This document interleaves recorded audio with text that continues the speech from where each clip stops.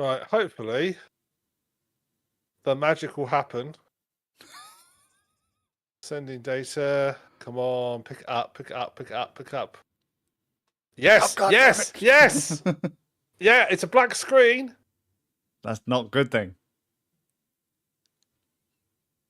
Yeah, it's going through to the right thing. Yay, I saved it. Woo! Live fixes, troubleshooting people. There you go. RAM Employee of the Month. This is the equivalent of, have you seen that video of the guy changing the wheel on the TukTuk while it's moving?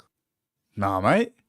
There's a video of TukTuk, I think it's, and basically what they do is all the passengers lean to one side to lift up on like two wheels. Yeah, that's a good idea. The guy gets out and changes the wheel that's up off the ground. They just lean back out and put it back down again. They used to do that with ship repairs, didn't they? What? All go to one side to lean it over. So yeah. So you can tip it. So you can get like, assuming that the hole is like coming up just around waterline. Get everyone to move over to the other side to tilt the boat, so you can do temporary repairs. Yeah. Well, people are nuts, is what I'm saying. Well, to be fair, what I would say, the case of the example of the ship repairs, if it's a choice of doing that or sinking, yeah, for sure. Are you really nuts? Yeah, are you really nuts? It's like the old fancy a swim. No? Okay, then go over the other side of the boat. Yeah, it's like, right, okay, unfortunately, well done, passengers, you've all been upgraded to ballast. To all the upper class businessmen and businesswomen, business ladies, whatever. Oh, here's all the people in the cheap seats. But they go first because they're more well fed. So they get away more. No, you guys are too poor. You're too skinny. Stay there. I was amazed. I went learning about aircraft because obviously, you imagine a big like 747. They obviously have like a little thing that adjusts the trim, which basically adjusts the back. Yeah. Horizontal stabilizer. I always call it rudder. It's not. It's a horizontal stabilizer. Aye. It adjusts the little like back planes. So basically, makes it less low on the plane to keep it level. Yeah. Those planes are so sensitive that if someone walks from one end of the plane to the other, it will adjust the trim automatically to counteract them walking. You wouldn't think a plane that big, that one person would be enough to make it such a big difference it has to adjust for us. I mean, obviously it will, to some extent they do, but you wouldn't think they'd be that big that the system could pick up and adjust for it. You're talking outside, right? Like walking along like the wing or whatever, because that's where you're no, off inside center, the plane. or we're talking like inside the plane. Inside the plane. Wow, really? Yeah, I thought that'd have been more balanced because of all the weight is on the in the wings. If someone walks on front, don't forget you've got it's balanced left to right, balanced front to back. Yeah, as well, So what you're saying is if you shift away from the front to the back, then it has to adjust the trim too. Okay, yeah, sure. But you wouldn't think that one person would be that make. Physics says, of course, they're going to make a difference, but you think it'd be so minute, it'd be lost in noise. But no, they can tell when someone's walking around the plane by how much when the trim adjusts. That's apparently, they can tell when a particularly fat passenger walks out to the back of the plane because it adjusts a lot. So when you're on an American Airlines flight and the guy's literally going, yeah, adjust the trim, hang on, woof, and he just spins it. Well, whenever you see videos of the cockpits and they have like this, looks like two little wheels between that constantly spin back and forth. Yeah. That's the trim. That's the trim going back and forth, and it's constantly adjusting. See, but that's also one of the joys of modern autopilot, I guess, or flight assists. Yeah. Could you imagine having to manually adjust that kind of stuff all the time, though? Well, yeah, they used to. Well, I mean, they had to once upon a time, but Jesus. But yeah, it would be an absolute nightmare. They probably didn't adjust it as much. They probably just sort of like, because all it does is basically. Well, I mean, yeah, because you'd end up compensating, wouldn't you? You'd compensate with stick input. Yeah, so basically, what the trim does is, if you're having to sort of like pull the plane back slightly in your stick input, it makes it quite heavy on the stick input. Yeah, so you just adjust it with trim, so then it levels out, and then you don't have to do as much with the. Yes, it's lighter for you to move. So it's easier for you to move it. So that's the whole purpose of it. So, but yeah, I was just fascinated. It's how something so minor, or in the case of a fat person, so major, can cause a plane to be trim. So, guys, it's really lay off the Big Macs. Yeah, it's really fascinating watching. As there's a guy on YouTube. He's a flight trainer by trade. He trains people and does testing and qualifications for pilots. And he'll put videos up of him in the simulator doing stuff. Mm-hmm. and sort of watching stuff. I think the most fascinating one I watch is there's what's it called? An emergency terrain recovery maneuver. If it's called. Basically, it's oh shit, we're going to crash into the mountain. Let's stop. Let's get out of here. Yeah, I was about to say, when you say terrain recovery, that just makes me think of like when you drive through a bush and you have to pull a tree out of a radiator. Yeah, there is something like this. They have got terms like unplanned landing into terrain, which their posh way of saying you crashed. Water landing. Crashing into the ocean. Yeah. But basically, yeah, there's a video of basically the maneuver is just like they accidentally, like in heavy fog, miss a mountain, are going to fly into it. Yeah. They have to obviously pull up, but you have to pull up, but not so high. If you put up too far, the plane stalls and you fall out the sky. Yeah, sure. So you have to pull up just enough to keep it like on that threshold. Mm-hmm. And there's a video of him doing it. And even though he's in a simulator, he starts swearing under his breath. You can hear him swearing under his breath. It's like getting really close. You can feel the tension as he's trying to do this maneuver and get out of like crashing into a mountain. I don't want to fuck up. I'll be on his record. No. I shall link that in the show notes when I get around to writing them. Can I just start there, right? Because I know I'm a bum. I can be a bit of a dimwit, but I love physics. That's physics. Like I keep saying to my kids, Did you maths, just say mate. physics is everywhere? Maths is the thing. Yeah. Physics should be respected. And I was like, oh, Yeah. fucking hell. Because physics just, big boy maths. And they're like, I don't want to do that. It's like, look, you can do it. Figure it out. Yeah. Everything needs this shit. You don't realise it, but it is. This is all physics. Yeah. When I remember, so I got on to back into physics and stuff properly about 15 years ago. So actually I knew bits and pieces, but I was learning about it. Yeah. And when there's a moment where it all starts to click together. It's when you start getting down to like learning about how atoms interact, which is basically physics. And mate, everything's physics. Yeah, and how everything basically builds up from that. And now when you describe physics, how you can go down, work down the atom, and it's just magic how it all works together, and it all makes sense how it all works together. We won't go into quantum physics because that's just crazy talk. But it's real, but it's crazy talk. When they start saying, "Look, do you understand it?" Yeah, I understand. I understand all these formulas, and that's no. Liar. Do you really understand it? And I was like, I have faith. Yeah. I yes, I have. There is something that joins the two together, but I just find it so fascinating. I just wish I had a better brain for maths so I could really understand it. Yeah. I can do. I'm pretty good at maths, but I tend to lose it when it gets to formulas because I think it's because I'm dyslexic. Actually, I just jumble about. Yeah. But the weird thing is, I'm fine if I'm writing a formula into a computer code. I'm fine with that, or into Excel, I can do it. But when I see like algebra equations on the paper, it's like my brain just switches off. So I prefer it on paper. Struggle. I've never liked writing that kind of stuff into a computer because I'll tell you why. Fucking AIM. I hate that so much. AIM was shit. AIM was shit. Fucking despise that system. So I've now got a fear of any kind of equation going into a computer through that system. Obviously, AIM is a pretty niche reference to a lot of it. So for those who don't know what AIM is, when we were at university, we had to do maths tests. And the maths tests had to be done on computer. And to submit these, you did it through a program called AIM.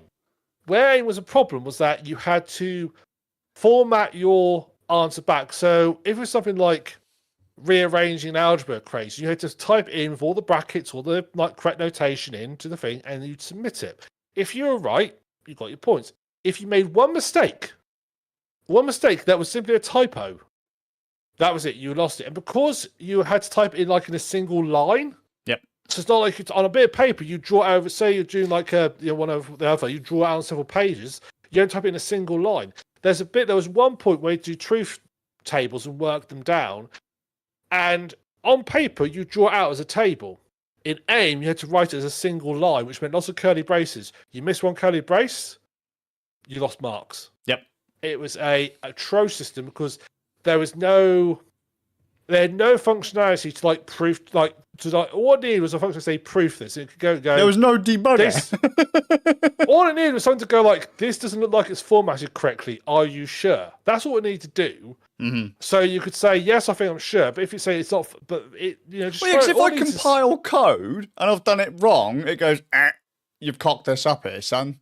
Yeah. Error on whatever line. This is one line, and you had to do the whole fucking thing. And I get, don't get me wrong, I get why it had to be as it, like, how it was supposed to be, but my God, I hated that system so much. I would say Excel, like, even 20-year-old Excel, if you type, or 25-year-old Excel, actually, if you type a formula in that you make a mistake on it, it will actually flag it and say, hey, I think you've made a mistake here. Do you want to check it? Mm-hmm. Or you suggest a solution. You know why? It's because the guy that worked on Excel had to go through AIM first, and he was like, "Nah, mate, fuck this." Yeah, I had to suffer. Anybody else can fucking suffer as well. That's it. It's like, oh, that was such a horrible system, and I just like I got frustrated because I lost mark. I got the answer right because I hadn't formatted it quite right. Yeah. I lost marks because you could put in characters that weren't specific to the formula as well. So if like you fat thumbed it or whatever, or fat fingered it, yeah, and you're like, what the fuck have I done wrong? And then you'd go back and you're like, oh my God, really? And again, as you say, you get it wrong, you lose marks, and you just want to fucking snap the table in half. Yeah. So it was so like you could actually put I remember the one I had was I needed like 9 closing curly braces and I put 8 in by accident. Mm. But when you got that many curly braces next to each other, they all look the fucking same. Yep. You can't. Counting is a nightmare. And yeah, that put me off actually the whole maths module because it's like I just can't cope with this. I'm not gonna lie, it was that and the arrogance of the lecturer, as well as the way a few of the other systems in that university worked. Completely, I was so disenfranchised with the system at that point. I was just like, you know what? I can't be bothered.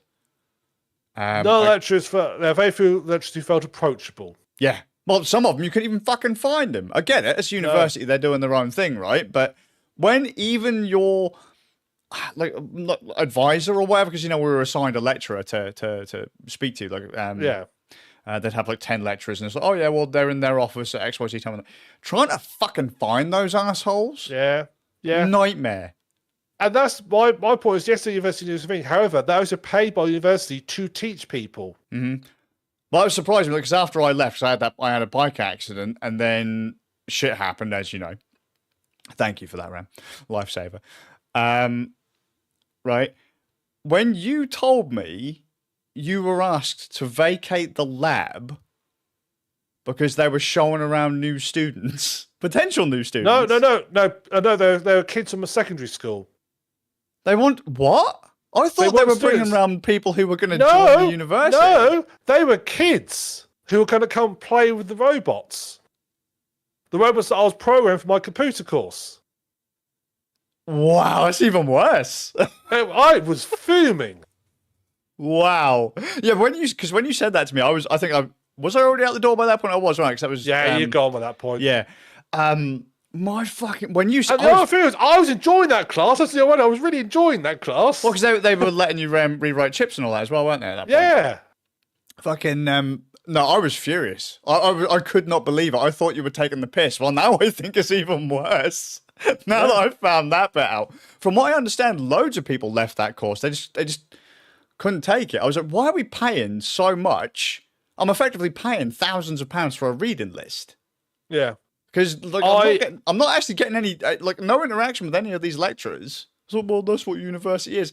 Great, but and then when you say like, oh yeah, well I've got because we couldn't get anywhere to live on or near campus, and we lived out of town.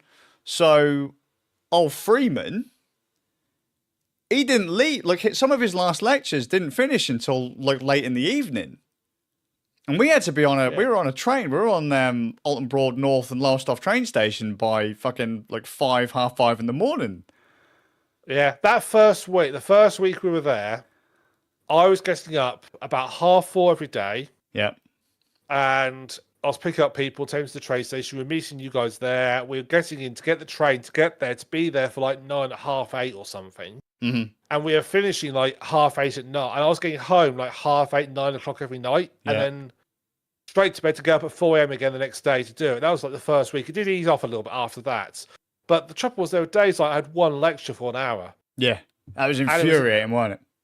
And it's a 2-hour journey there. It was a 2-hour journey there and back.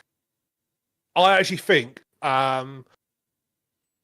if we'd stayed on site the first year, we'd all done a lot better. Oh God, yeah. Oh yeah, for sure. Yeah, we were told don't bother staying on site as advice, and that was the worst advice I think we could have been given. Yeah. Oh God, yeah. And the fact that we were all in the same, so we all travelled together. So sorry, this is a Rand Nerds tangent on the education system. We all travelled together, right? And we specifically asked a couple of lecturers if we have group assignments, put us in the same group. Because at least then if we can't get on campus, we can still get together and work on an assignment. And then that's fine. That's fine. We'll do. That's fine. Yeah. And it's like, but now we all have to come in on completely different days. Completely different times. As I say, like in some cases, like on a Tuesday evening, Freeman weren't leaving the campus until near 11 o'clock. Yeah. Again, if we had all lived on site, it wouldn't have mattered that we're doing different lectures, different times. Yeah, exactly. Because we could have just gone and stumbled back to the dorm and crashed out. Yeah. Yeah. I remember at the start of the first lecture we had, we were in the lecture hall, and there were like people in all the seats. There were people sitting on the stairs, and the guy said, "We're not going to have people sitting on the stairs, but don't worry. By the end of the year, as in like the actual year, not the academic year, that won't be a problem anymore. A lot of people have dropped out." Mm-hmm. And I got the implication at the time was they were proud that loads of people were going to drop out.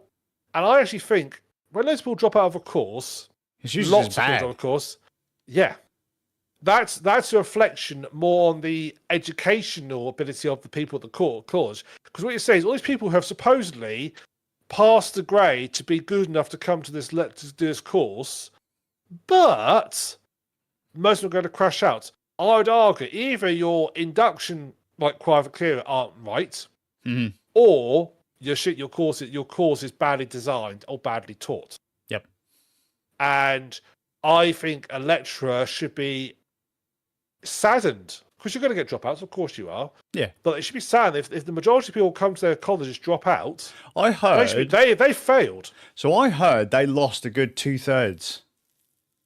Oh, I can believe that. If 2/3 sounds low to me. If really? you told me 80%, if you told me 8%, I would have believed it. Wow. See, so I worked for a company years later, and I actually got to interview a bunch of students, and near enough every time someone said to me, "Yeah, my course was like shitty, it was kind of shit," I said, "By any chance?" Because like they'd kind of explain their schedule and all that kind of thing. And I said, "By any chance, were you a Comp Sci student?" And they went, "Yeah." And I was like, "Me too, me too." So it's terrible everywhere. But you could almost tell by how miserable some of these students were going through what courses they were doing. Yeah. So it was just how little some of these lecturers actually gave a toss. And I don't know why, but Comp Sci just seemed to be on the back burner at the time. But then Eben Upton, years later, the guy behind the Raspberry Pi Foundation, basically said that Cambridge admissions, they were coming in, but they had no idea what they were doing. Yeah. Like these kids had no idea what they were doing. And when they actually looked what was going on leading up to university, they said, most of these kids had never even written a lick of code in their life because they'd replaced Comp Sci with ICT. Yeah. I think the other trouble was that I think the trouble was that there were a lot of, even we were at it, computer science in most colleges wasn't really up to snuff. In the sense that they didn't have the resources to do it. Really. Well, let's put it this way: when I was in high school in 6th, Comp Sci wasn't a thing. You could do a form of computing module, but I had a maths teacher, a history teacher, and I think 2 PE teachers teaching that. And they basically they were just there sitting in to make sure no one was nicking the computers. Yeah. They didn't know what they were doing. Couldn't code the way out of a paper bag. Yeah. You know, if you asked them to install Windows, they'd have no idea. Yeah. When I was at my college I went to, had a statistics course in it. Mm-hmm. And the lecturers in it who knew statistics were really good at statistics. However, they didn't really know their way around a computer. They didn't know their way around Excel, which is a bit of a problem if you did statistics. And I was finding myself they had to teach us Excel, and I remember going. I mean, I obviously flew for it because I knew Excel at the back of my hand. But I also know that half the stuff they were teaching was incorrect. Mm-hmm. Stuff they were saying, oh, if you do this, this is not possible in Excel. It's like, oh, it is possible in Excel if you know the right formula. Yeah, sure. They like it's a spreadsheet, it's maths. But it was almost like they felt that it was not possible to, like, if you want to do anything in Excel other than add numbers together, it was like impossible. And it's like, no, Excel's got an awful lot of functionality. Mm-hmm. Guy who was like, sort of like the main guy who's like sort of doing the Excel team, he come around, he saw a spreadsheet I'd set up to do some audio, to do some statistic checking. He goes, that looks very complicated. I says, no, I just type in these like half these numbers and it just works all out for me. He goes, you can do that on Excel? Yeah. I said, would you like a copy of the spreadsheet? He goes, yeah. So not only does it contain a spreadsheet, another lecturer, we had to score people on like another score. So we had to score people on an Excel spread, and we had to score people like out of 10 areas, and it basically had to create averages. So very simple. It's literally marks out of 10. This is like ICT day one. Stuff. It's literally creates an average, and if someone does it, and there's like different parts, people could do like different parts of the group work, and you could score someone out of 10. If you give them any good, you score them 0. But if they weren't part of that section of the course, you just left it blank. You didn't score them at all, and that didn't add to the average. Mm-hmm. So, like, so you could say someone who's like, if someone's no good at doing presenting, you can say, okay, don't want to do presenting. You do the research. We won't mark you on presenting. Yeah. So you had to make sure you average it. So I wrote a spreadsheet that basically, as long as you filled it in correctly, would actually work out an average properly, and would knock these people out and so forth. It's really simple. It's literally just adding and dividing. It's very simple. She was thrilled with it. Thrilled with it. So I sent it to her with the instructions on how to use it, and she was absolutely thrilled with it because it looked nice. I formatted it all nicely, made it look really presentable. I found out they're still using it. Wow. The spreadsheet I made is still being used because when she left, she just had all her files over, and the next person to go found thought, well, that's a good spreadsheet. Went to instruction. Apparently, last time I checked, they're still using that spreadsheet in those classes. And that was 10 years ago. You're a top secretary, Ram. I was like, I never got credit for that. Good job, man. I should have signed it on a bomb created by her. Like, oh. So go back. So, I mean, university's fine. Just make sure you get a good one, and just be willing to put up with a lot of shit. But that system completely destroyed a lot of stuff for me. My brief time in university, the few years we all spent fucking about, God, I really got on my tits in the end. And if it weren't for you and a couple of the other guys, I probably wouldn't have stuck it out half as long as I did. Yeah. But my God, like I can handle all the formulas and that on paper. Although here's the other thing as well. I really struggle now keeping track of numbers in my head. So I have to write things down as I go. I must admit, I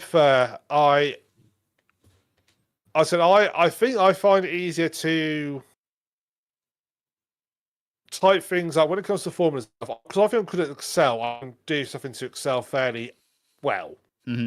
I can get it set up in Excel, make it. I can get spreadsheets to do quite complicated things, which then means I can translate them very quickly into code, because it's basically the same thing.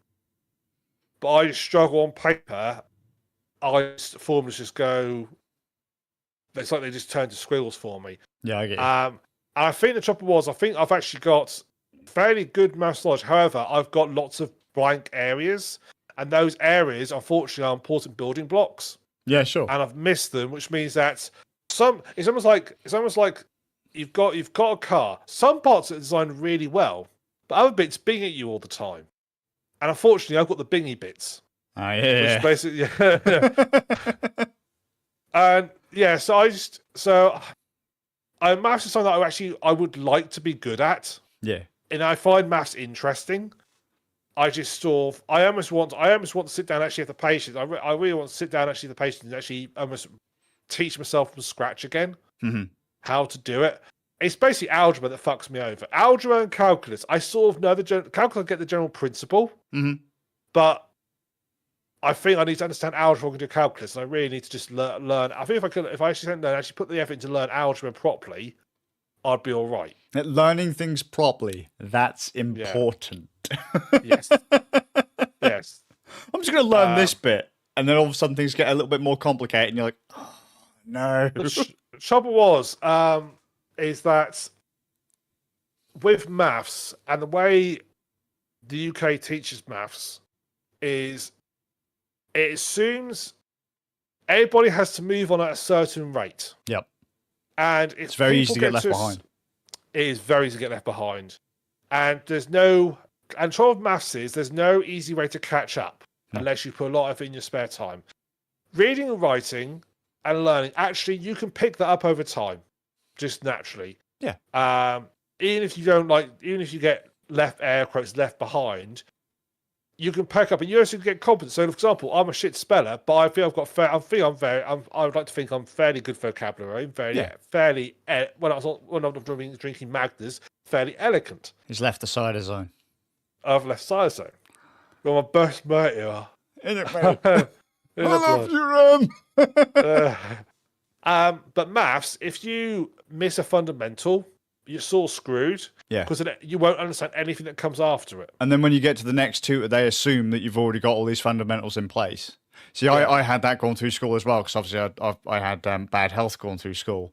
So I'd only take like a couple of weeks of me being in hospital or whatever, and then all of a sudden I am miles behind. Yeah. And then you feel, again, you get so disenfranchised by it because there's no real way for you to catch up. Yeah. Shy of taking a load of time out of your time, which admittedly you should want to do, but if you don't know what you're doing to start with, you're then like, well, I'm teaching myself, why am I going there? Yeah. And I did end up doing at college, I actually doing GCSE maths. Yeah. So I actually doing it, which helped, but they didn't really touch a lot on algebra, which is my weak spot. Yeah. So I'm pretty good at other stuff. So I'm pretty good at sort of principles, but I also have trouble with algebra and things like, well, what do all the symbols actually mean? Okay, you got that one day. That means something special. But what does it actually mean? Yeah. I also didn't help that Comp Sci maths is very different to nearly every other type of maths out there. I had, when I was doing maths at university, and I was struggling with it, my mother actually very kindly got a maths tutor in to help me. He was an engineer. He used to be an engineer, but he went to maths tutoring. And we went through some stuff I was doing, and after about 3 weeks, he had to say, I'm sorry, I can't help you anymore. This is so different to what I know how to do. Yeah, sure. And it's being taught. So, I mean, look through the maths textbook we had. I've still got. You look through it, it's like, this is like so different. It's like a foreign language. Yeah, it was. He said, I said, I'm going to see if I can find. He actually tried to find someone else who could teach me it, but they all were like ex-engineers. So he said, the maths we taught, I said, I can't, I'm not going to charge you for this session because I just can't help you. I said, so I'm obviously, and this was not a stupid man. He was an engineer. He was an engineer he was in his 50s, who retired from engineering and wanted to do something to be less stressful and decided to go to maths. Just as a note, everything that he did was still standing. Yes. And he wanted to do something less stressful, so he thought he'd teach. But he's private tutor. So we're private tutor. I think private tutor is not so bad because your students probably want to be taught. Yeah, they want to learn. Yeah. And you can always say, "Fuck it, I'm not teaching you." Yeah. So I would say that's probably a fairly good gig. So he went into that, and when he couldn't do it, I realised, okay, this is really complicated, and it's just the Comp Sci maths is a different beast, and they're the two things I think killed Comp Sci for me was maths and the hours. Yeah. Yeah. I feel if I had a better understanding of maths, and if I'd lived on site, I'm convinced I would have finished that course. Yeah. Truthfully. Scheduling and systems really fucked it for me.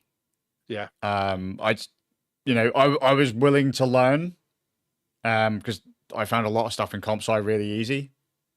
But again, when you're sat there and you're like, I'm paying all this money and you're literally doing nothing for it. And especially when we were having to jump through hoops to get anything done, I was just like, yeah, I can't do this. And then I just left it on just leave it on a shelf. Yeah. And now it's so dusty. I don't know if I could go back to it without getting some kind of disease.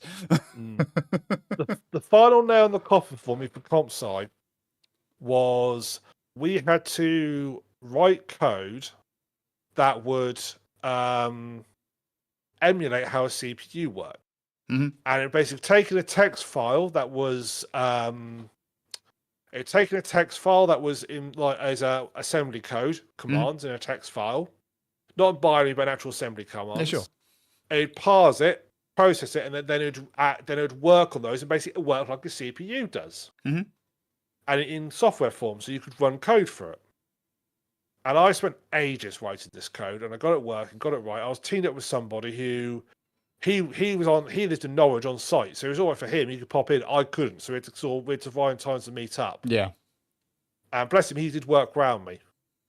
And we put it in. I did the coding. He did all the other sort of stuff. Between us, we got it working.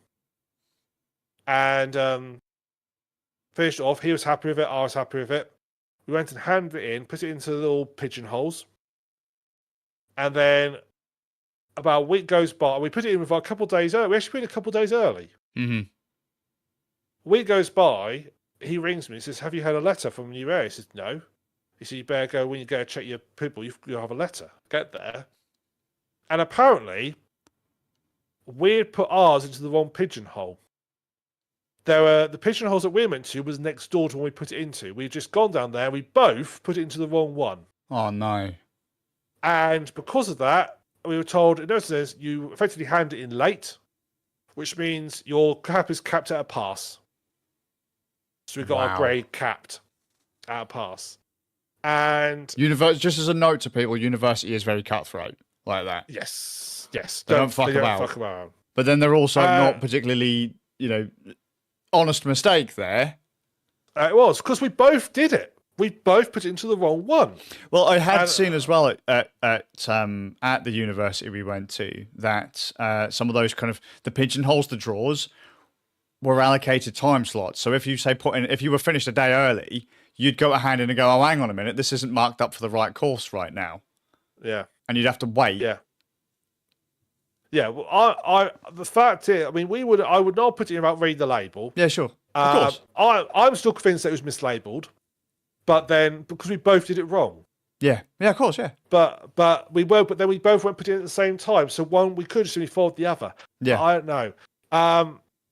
That was sort of the final nail in the coffin for me, because it was technically my fault because I put it in the wrong slot. It was my fault, but it was like there was a straw that broke the camel's back. Of course, and that was it. That was like, fuck it. Mm-hmm. I'm not doing it anymore. And that was really the last, and that was nearly at the end of the course of the first year. That was that. I think we had that in like late May. Mm-hmm. So that course ended like in July. So that was like nearly there. Yeah. So yeah, that was wasn't a fun time. No, it wasn't a fun time. It wasn't fun at all. So what did I do a year later? Completely changed degrees. Stayed on site. Good plan. And had no problems. Had no problems at all. Got all the work done. Got a good grade. So I did. I took my own advice, and it was because it was just so much easier being on site at the time, because you could just go, I can spend the whole day in the library. It doesn't matter, because I literally a 5-minute drive from where I sleep. Yeah. And you can actually have a full night's bed. You get to bed and actually have a full night's sleep. Yeah. I mean, don't want. I did do some more nighters there. I did. I remember being up to 4 a.m. writing an essay. Sure. And I had to get up for an exam at like 8 o'clock. Because she good time, man. Student life. But it's okay. The reason I didn't mind was as a statistics exam using Excel. We had to write a spreadsheet. They were using your spreadsheet. Mate, no, I tell you what, this is not an exaggeration, right? We had an hour and a half to do the test.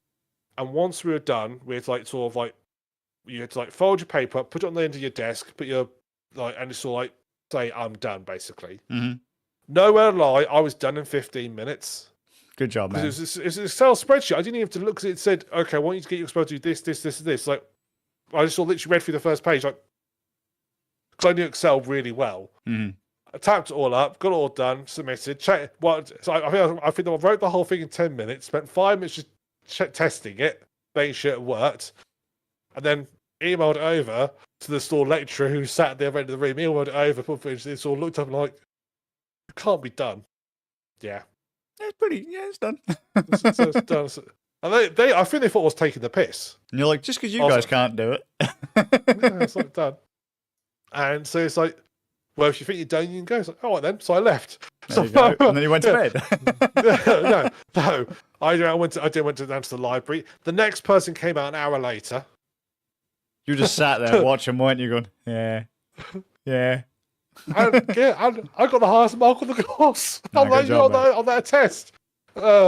It's like this one. This is it. You had the Comp Sci student. I was going to say that's what happens when the Comp Sci student changes degrees. Yeah, and gets the one course that involves computers, and they're sorted. It's like nailed it, Gal.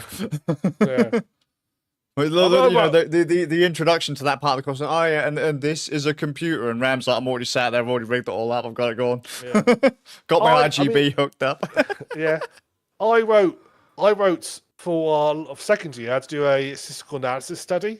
Yeah, and we had to keep track lots of data. I wrote some software for it, mate. in Visual Basic, I wrote some software in Visual Basic, and I was like, I said, I want you to look through and see if you have captured all the data I need to. I said, yeah, bring what you show. So I opened this up, and I just launched this program. It just pops up on the screen. It goes, huh? What? I said, yeah, I just wrote this bit of software. Sorry, just didn't. A bit of WYSIWYG code there. Yeah. It's like, yeah. So and we also it appeared in the back because Visual Basic was running off the actually out the source file rather than actually rather than it's executable by itself. Yeah, sure. So I had the code up as well, and he sat there. And it's just. It's not often in life that I get to see someone look at me like I'm a god. It's not often, hasn't happened often in my life. But that was one of the times where he was looking at this code and just couldn't believe it. The only other time I got a lecturer to act like I was like the most amazing person in the world was the time I told that he was trying to find some information from DEFRA on their search engine, use Google. And I said to him, you know, if you just type site : www.defra.gov, it'll just search DEFRA's website. He goes, does it? He types, he says, this is going to save me so much time. Surprise! We're sat in the office. Yeah. And also the other just saying, how do you do that? It's like, syntax, motherfucker. It's like, smug mode engaged. Them's the days. I miss a lot of that stuff because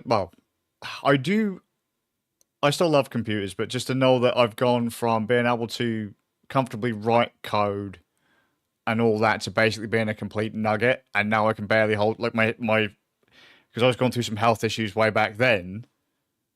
Had I have known how quickly things would degrade, because now I struggle to even hold a screwdriver, so it's quite, them were the days. Yeah, I hate a name, but my God.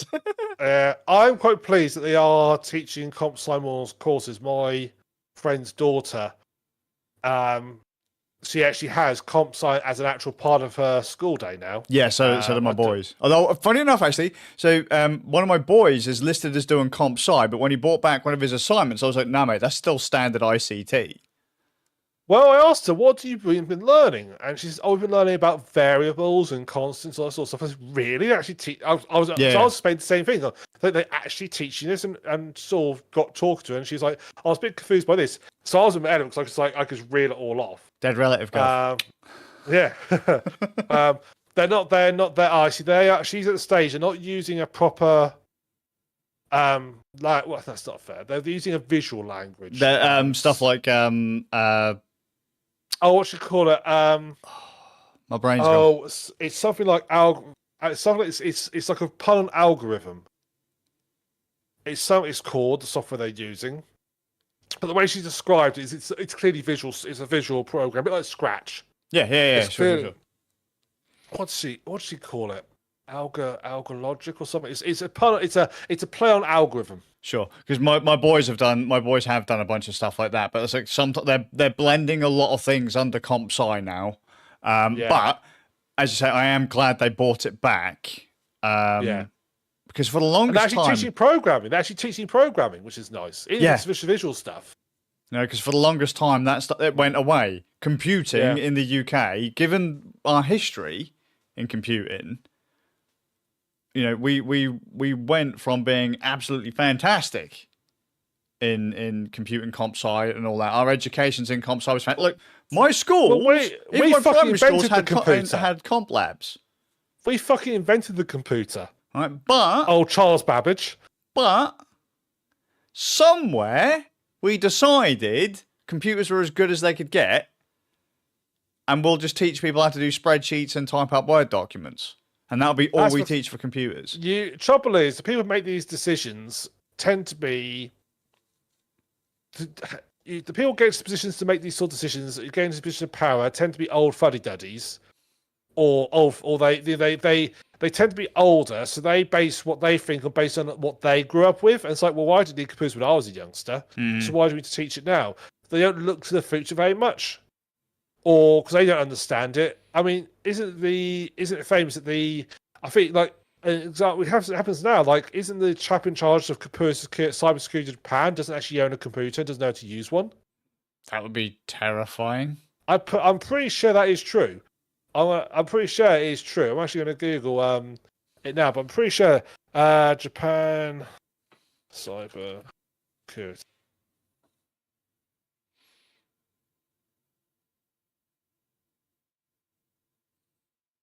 Oh, yeah.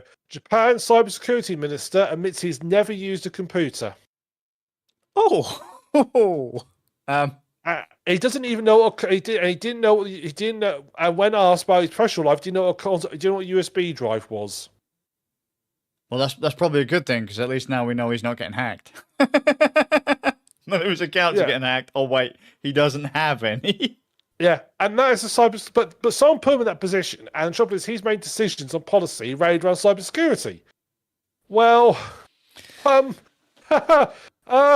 there's a problem there. Our survey says no, and that's why things like science stuff gets knocked out as people in charge don't understand. Mm-hmm. They don't understand the concept of it. So, what was it? There was a bunch of stuff televised in the United States when a load of people were getting hacked. I don't remember exactly what it was, but it might have been that time when kind of Anonymous and LulzSec were fucking with everyone. Yeah. Like during the Occupy, I think it was around the same time as Occupy Wall Street, weren't it, and all that. It might have been this time, but then you had this thing where it's like all these videos coming out from like the US government and that they're all stood there, and you could tell that like some of these guys were like old jocks. It's like, oh yeah, well I'm not a nerd, so I don't understand what any of this means. Or like then it cuts to like this next person. Well, let's get the nerds in here to explain what half of this stuff means or how any of this stuff works. It's like, what the fuck are you doing? You're the one making decisions, and you've got no clue, son. Yeah. And I was like, sometimes I'm sat there looking at it, and I was like, this is really basic shit. How did you get and keep your job? Because people are put in governments, people are put in charge of positions, not because of what they know, it's because of who they know. I was going to say, how big is your fucking dick to be stood there talking shit like that? They're just a bunch of old mates. That's it, just a bunch of mates. My old friend Henry, he wants to use an abacus. I'm sure he could be in charge of the Minister of Computing. I'm sure he'll be fine in that. My old friend Jeffrey, he's got a vegetable patch. I'll put him as Minister of Agriculture. That'll be fine. He'll be sure that'll make perfect just sense. Scale it up. Yeah. I hope you can't tell which PM I was impersonating there. I'm sure it was a generic one. We will say nothing on it. Yeah. But I play table tennis and be a whiff-waff, yeah. It infuriates me at times, but you're right. you're right. The nerds should be running shit, but they're too busy pulling in the billions and then getting done for running monopolies or having a monopoly. Yeah, true. True. Oh, computing. But at least it's nice that they are saying, if they carry on teaching it, then that's only a good thing. Mm-hmm. Yeah. Oh, I just want to throw out there, I hate modern computing. The technology is amazing, but I don't like the way everything's so locked down, and I hate web whatever version we're on now. I don't like the fact how everything is pushing towards. I don't like the fact that everything's pushing towards cloud-based computing. That you don't have your own software on your computer anymore. Mm-hmm. I'm sick and tired of subscriptions, and I'm sick and tired of catering everything to fucking normies. As soon as the normies got onto the internet, you ruined it. Mm. Everything's got to be really pretty, and it's got to do this, and it's got to do that, and it's got to be flashy. It looks shit. It runs like shit. We now need supercomputers and shite tons of bandwidth just to open up a fucking web page. Piss off. Yeah. Perhaps that should be a thing. Now, when you install web browsers, it should say, do you know how to use computers? Yes. Are you interested in getting useful information off a website, or do you want to look at it and go, oh, pretty? Yes or no? I want useful information. Okay, then. You'll get the special version of the website downloaded to you. The pretty one will distract everybody else with pretty colours. If you say, oh, pretty, it just locks you out of the computer. Yeah. Get off the internet! I've complained about this so many times before. I hate websites where you have to scroll constantly to get information. Yeah. Apple started this trend. Yep. You know, big page. Minimalist page that to load up and then scroll down and animations will play and all this kind of shit. And you're like, take that stuff and put it in the bin. Just give me a nice Sucker 3000. Just give me a nice fucking chunk of text with all the information I want, and take the rest of it and put it in the bin. I think it was Oculus. I think it was them who went to that style site, and I'm pretty sure, if I remember correctly, I might be misremembering them. I think it was them who had the text specs for their device as part of the image. Ugh. So you couldn't actually even search for it. You couldn't copy and paste it if you wanted to. Ugh. It's actually part of the image. Ugh. It's like just design a site for like a couple of my mates are web developers and I scream at them regularly. When you step back from a site, just say to yourself, the most important question you ask is it usable? Okay.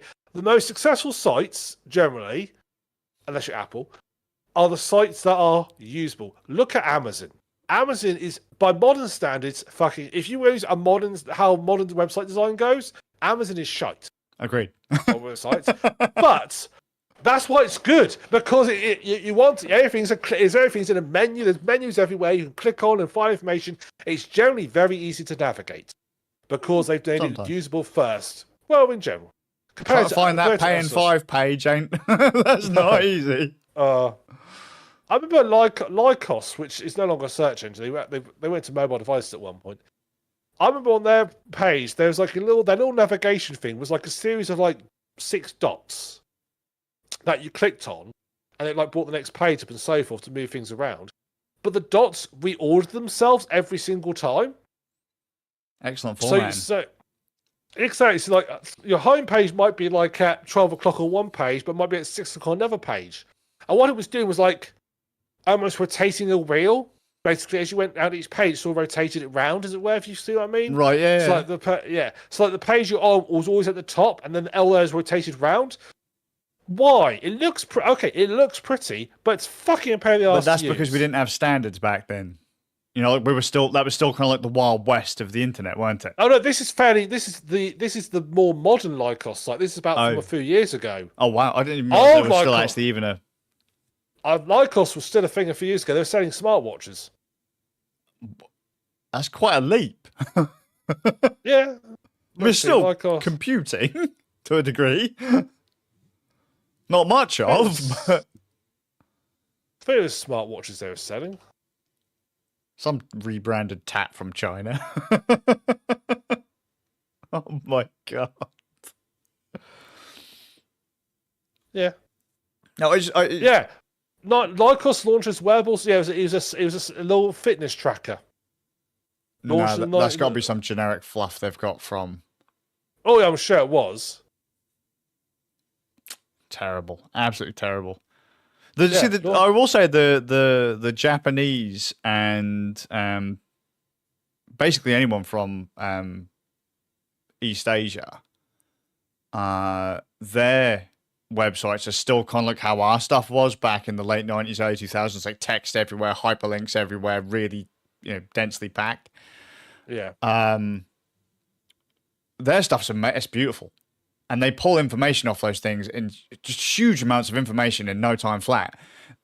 When we see big chunks of information, it's almost like our brain switch off because of the way we've been reprogrammed to handle information on the modern web. Yeah. Like, yeah, do you ever see that? Like, you see it, all of a sudden you see a massive wall of text and you're like, oh, fucking hell. Whereas that could very well contain the bit that you want. I do. I want to find the relevant information fast. I mean, I do find it annoying how I know it's done for like search that a site that you want to find information out of insists on having like 3 or 4 paragraphs explaining like why the author of that various pages was going taking a walk for the dog that made him thought about such and such and then decided to write the information he actually wanted. Yeah. Recipe sites are good for this. If you have to look up a recipe site, most of them give you like a 2 paragraph background of the author's cat before they actually tell you the recipe. I will avoid that completely, and I will just stick to burnt toast. Thank you. Yeah. So there's actually a website now been launched called justtherecipe.com, I think, and it basically trials these sites. When the recipe site starts cutting the fat. Yeah, but what it does is it basically as it's all saying is we're recipe site, but we don't give you a load of fucking fluff around it. Do you want to learn how to make XYZ? Here's the ingredients list. Here's how you prep it. Job done. Actually, BBC Good Food's pretty good for recipes. They usually give you a little recipes. They usually give you a little brief introduction, like a little bit of history of said recipe, which is a bit dubious, but it's okay. But they get very quickly into the actual recipe itself, and they all have proper printable formats that when you print them up, print out just literally just the ingredients and the recipe details. So BBC Good Food, I can recommend them for the recipes. So there you go. Yeah.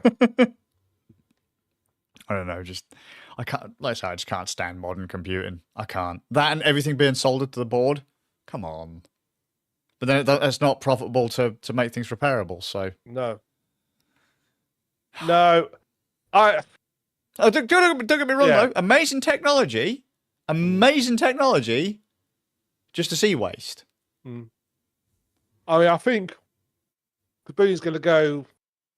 It's going to go for a hellish phase in the next few years with things like you thought basic shit clickbait news sites were bad. Now ChatGPT exists. They're going to get a whole lot worse because people can literally type in, write me an article, here are the facts, and it'll just spurt something out that's going to end up on a web page somewhere. Yeah.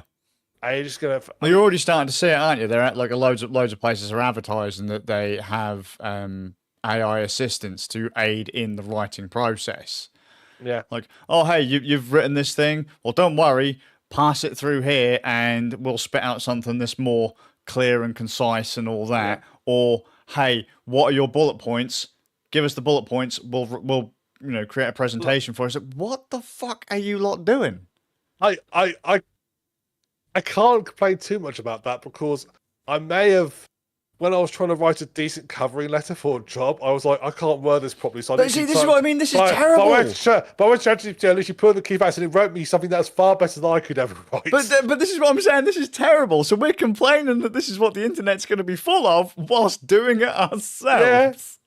Yeah. It's more that it's going to create an ability to have thousands. I mean, the amount of news sites you go on now that literally just basically advertising sites.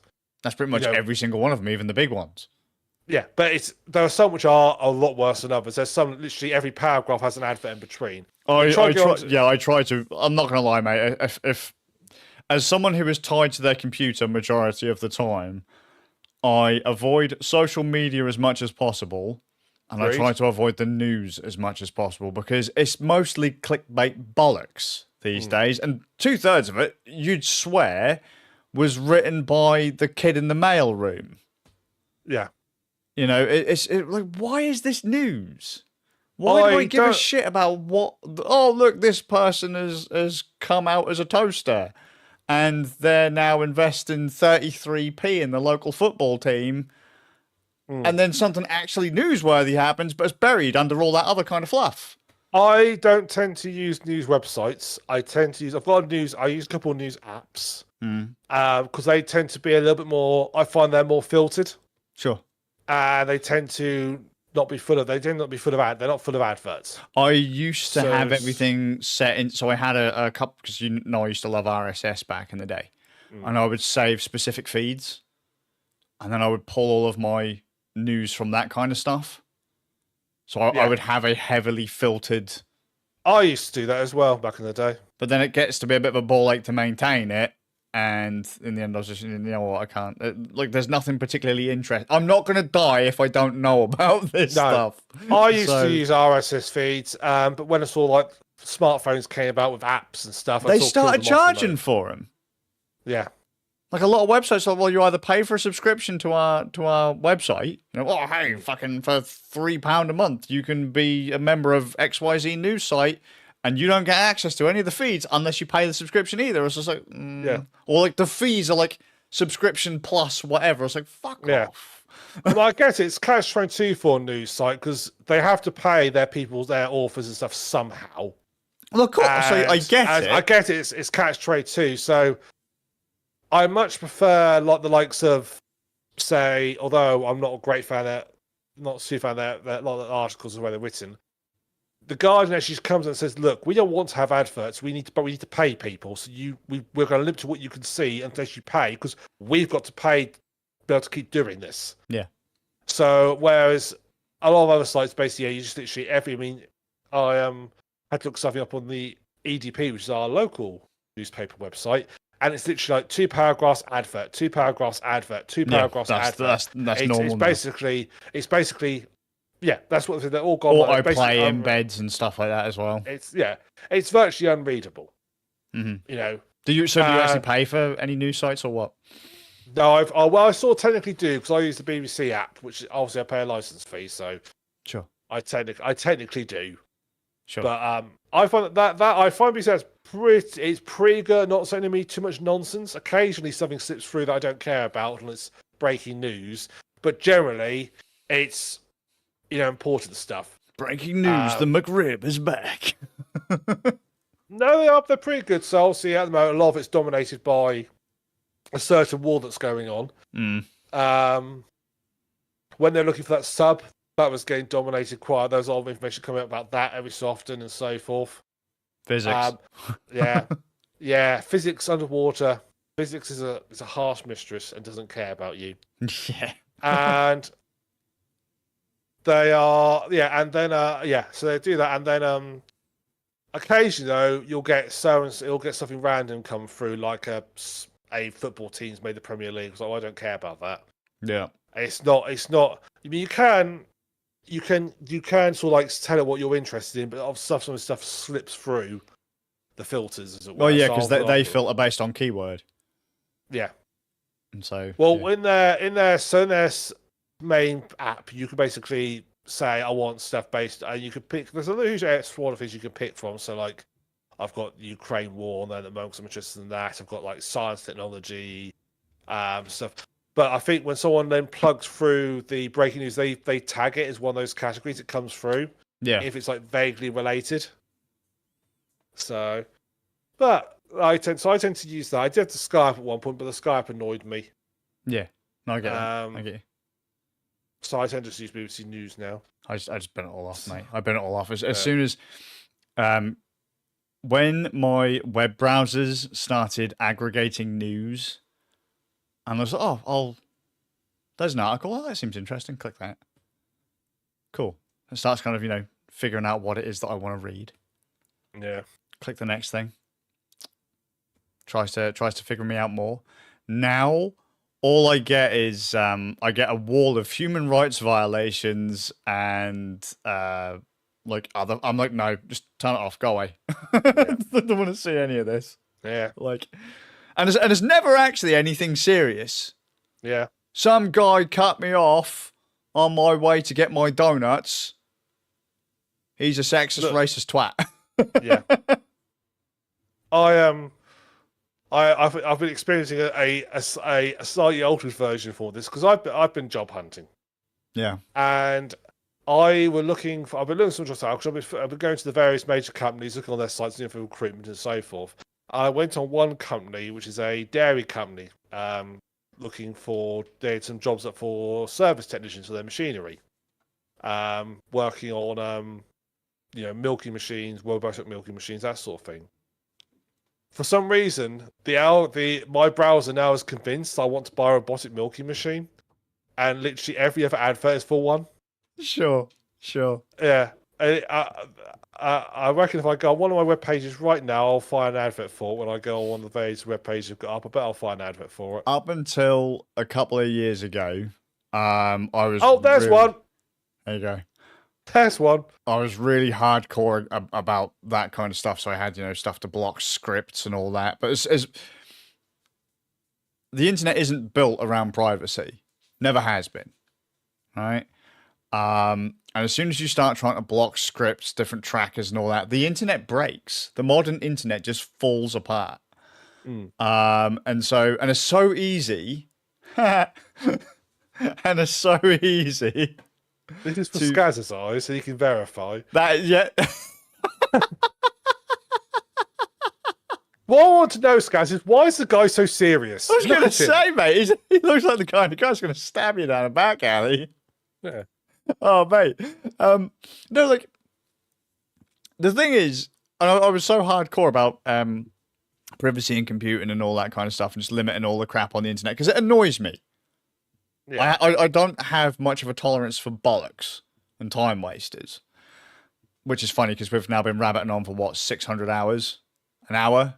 Hour and 3 minutes. And we haven't even got to the meat of the podcast yet. Don't worry. We'll get there. I'll be careful promising things like that, Skazz. Yeah, well, 3 hours later. The early days of Rand Nerds.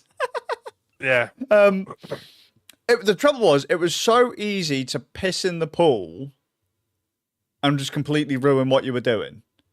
You turn on or turn off, a certain set of scripts or whatever, and all of a sudden, that was it. Or you'd log on to the wrong site with the wrong browser with the wrong extensions enabled, and it was all for nothing. Yeah.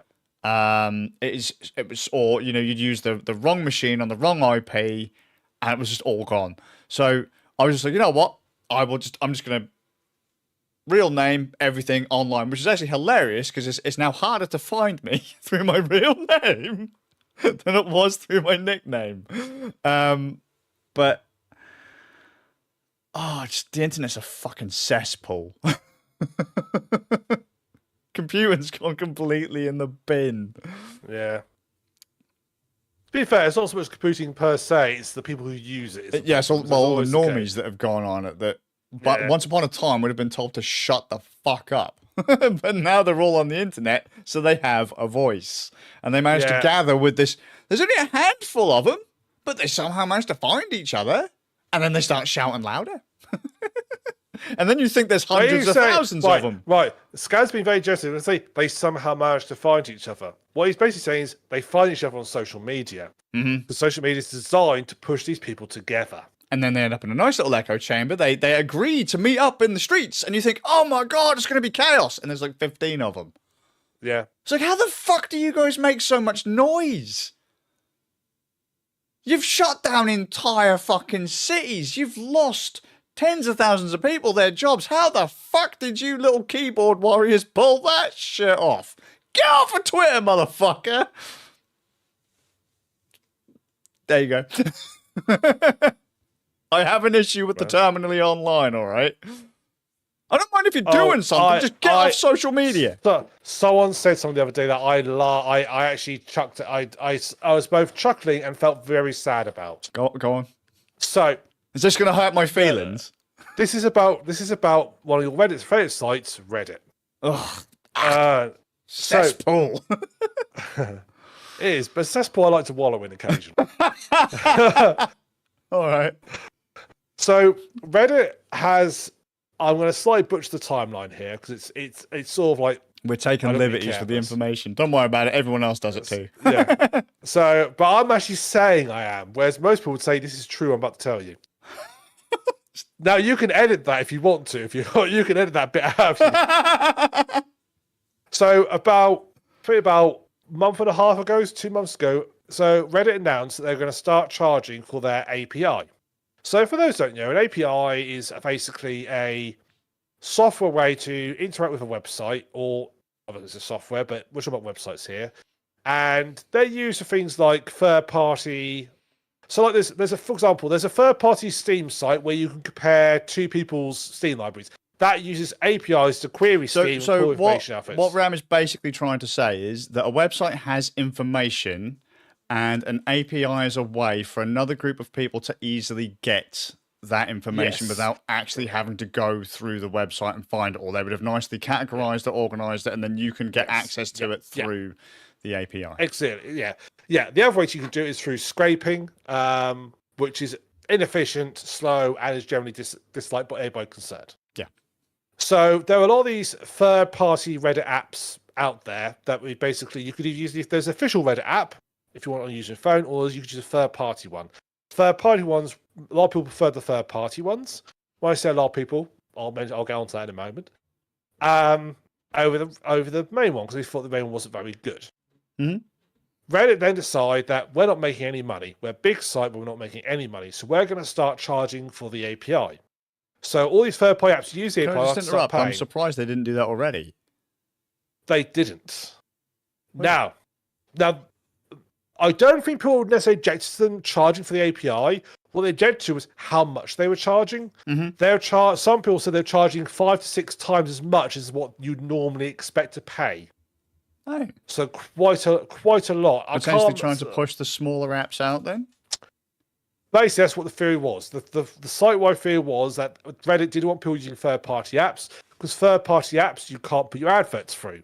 Oh, yeah, sure. So but the third parties will have their own advertisers. The third-party apps were basically making money off Reddit without using Reddit. Although a lot of it went into development costs, they were making money off Reddit's features. So Reddit decided, no, we've had enough of this. We're going to basically charge for it. So Reddit as a whole. Now, if you believe what most people on Reddit say, only a handful of people use the official app. Most people use third-party ones. Mm-hmm. That was all well and good until someone posted some figures, and I'm going to do some memory.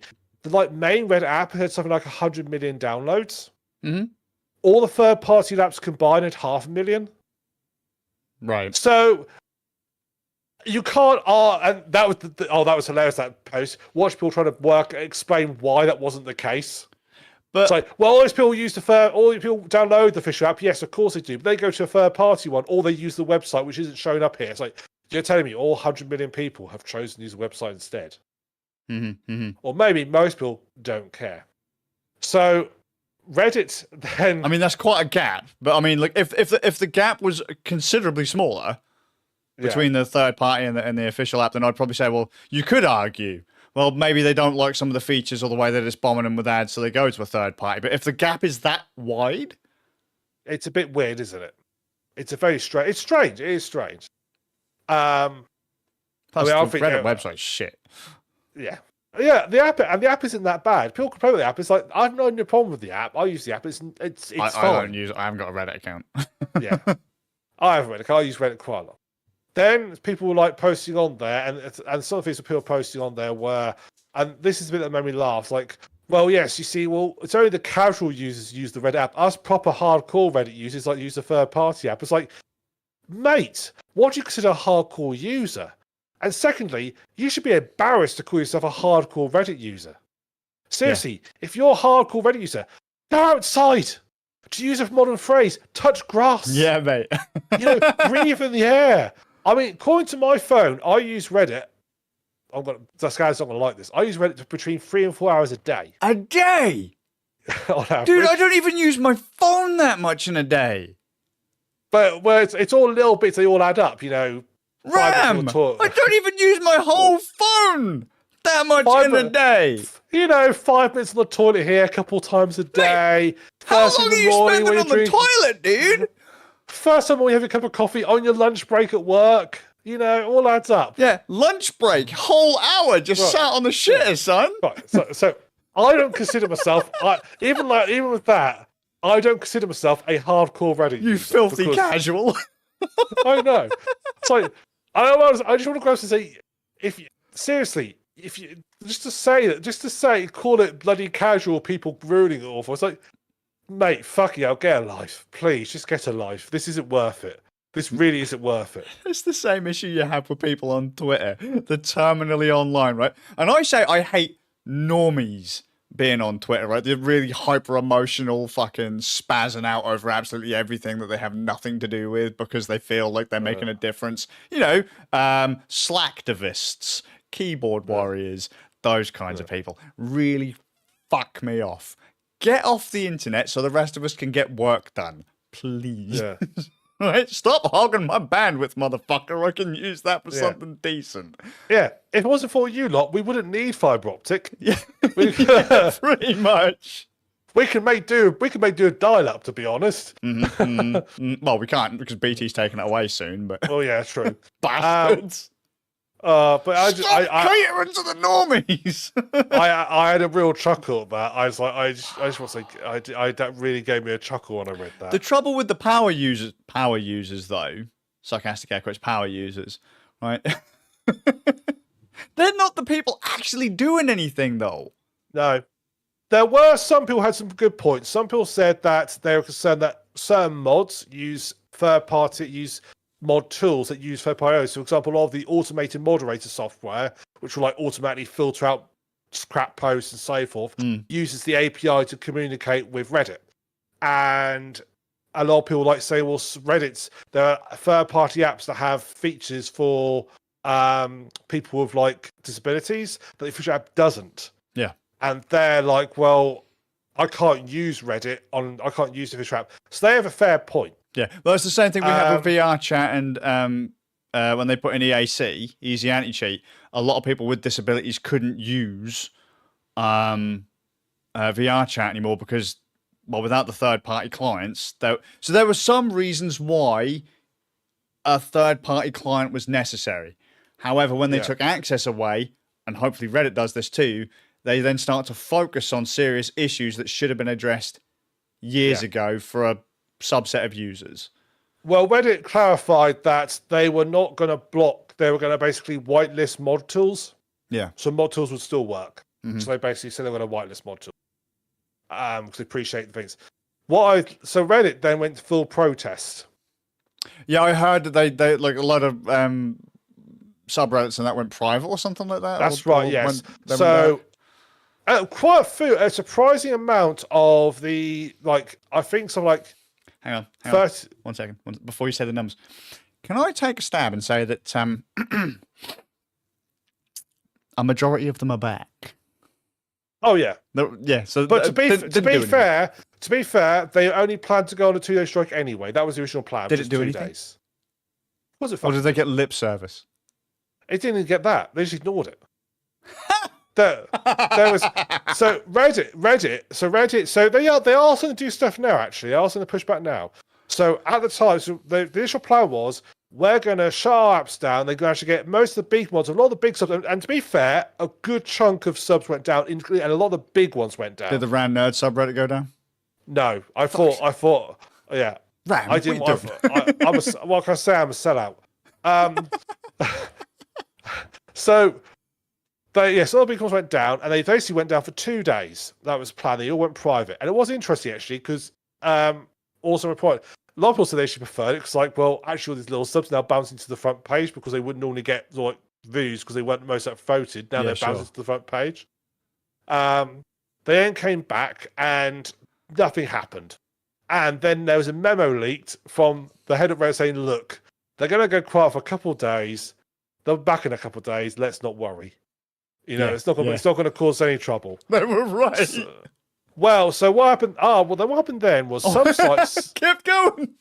Oh yeah, some sites decided to say dark forever, and I do like some what some of the subreddits did as protest, which is quite funny. So our picks decide their protest was from now on, you can only post pictures of John Oliver. And that's all our pictures now is pictures of John Oliver. It's been like that for the last month or last 3 weeks or so. It's just, every picture is a picture of John Oliver. It's really that is actually quite funny. It's like they can't protest officially, but they can do that. Some set themselves as not safe for work. So if you're not safe for work, most advertisers won't allow themselves to be advertised in those subreddits. That's an alright one. Yeah, so that was one way to get around it. And some basically stayed dark. After a while, the admins are doing to moderators are for each server has a moderator. The admins are people who are actually in charge of Reddit. Yeah. And run Reddit. They start basically saying to some of these sites, you're not safe for work subreddit. We've seen what you post. You don't classify. You need to unchain. You're breaching your terms of rules as moderators to classify yourself such. You need to change it. And if you don't change it, we will remove you. Oh. And some have been removed. So some subreddits now have no moderators. They've literally just removed all the moderators. They didn't remove the actual subreddit, just the moderators. Yes. And started actively recruiting new ones. Wow. Some they've said similar thing. If you keep private, we'll just remove you and make you go public.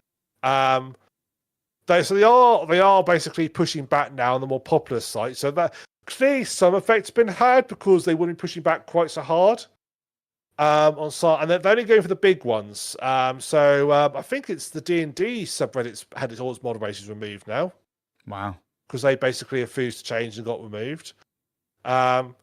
So some stuff is going. So there is still stuff rumbling along, and the initial protest had no effect, but the long-term ones must have had an effect. Otherwise, they wouldn't be acting that way. For them, something similar had happened on YouTube years ago. Years and years and years ago. Yeah. Where some of the bigger creators, and this is back in the 50K being a big YouTuber days. Yeah. Or 100K being a big YouTuber kind of days. People would unlist all of their videos or remove privatize all their videos, and the bigger YouTubers were doing this, so Google, YouTube weren't making any money, and then without asking creators, the channels were being relisted. The privacy settings were all being reset. Yeah. So they could put ads on the videos. Yeah. I was like, well, fundamentally, I hate to say it, but I hate to break to people that we don't own the websites. They're not our websites. To use an American phrase, you're playing in their sandbox. Yeah. It's their rules. And you can rebel by unlisting all your videos, put your server private, but it's not yours. When you set it up, you agreed to their terms of service. Yeah. That EULA agreement is a contract. Yeah. And it's a bit like people who post. The Reddit blackouts have as much effect as people who post at the top of their Facebook post, this is all my stuff, it's copyrighted by me, Facebook does not have permission to use this anywhere else. It's like, that means nothing. You've already signed technically, you've already signed a legally binding contract. I know a lot of people won't, but they can if they want to. A lot of people won't go for you for agreeing to a EULA, but they can if they want. Yeah. You've signed that agreement. You've said you've read it. Yeah. And so you posting something that means fuck all. Facebook can still use it. Yep.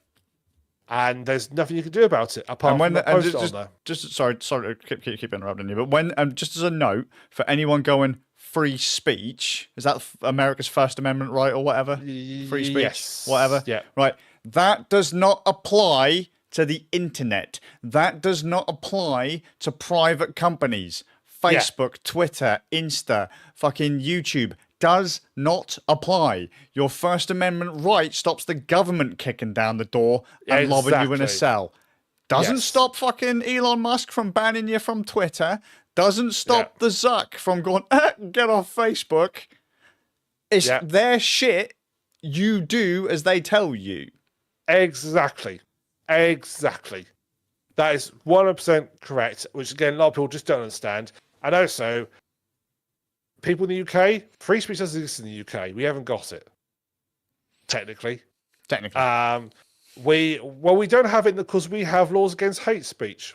Yeah. And we are basically free to say what you want, but we draw the line under certain things saying you can't say that. Yeah.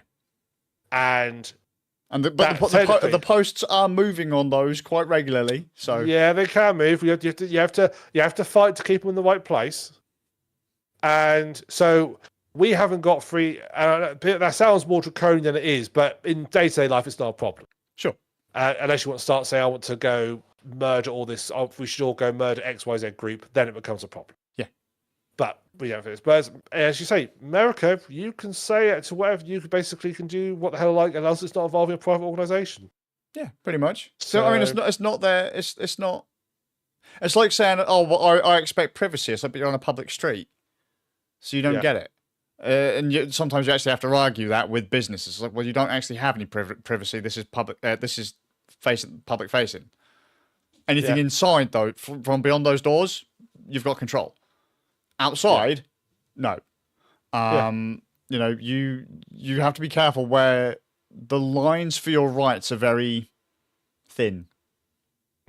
Very easy to cross. And as Ram said, you know, you can largely say whatever you want, but it's again with the whole thing with the EULA. They won't necessarily come after you until they have a reason to come after you. And if you're one of those people that likes to cross lines or say things, well, you've given them loads of ammo to do so. Yeah. You know, I'm only in breach of this one EULA. Well, if you've turned out to be an asshole and they need to make you go away, they can use that against you. And you say I'm only in breach of one EULA, doesn't matter, mate. You're in breach of it. Exactly. It only takes one thing, and for you to be loud enough to get disappeared. Yeah. If that makes any sense, you know, it doesn't matter if loads and loads and loads of people do it. They just need to make one example. That's it. Yeah.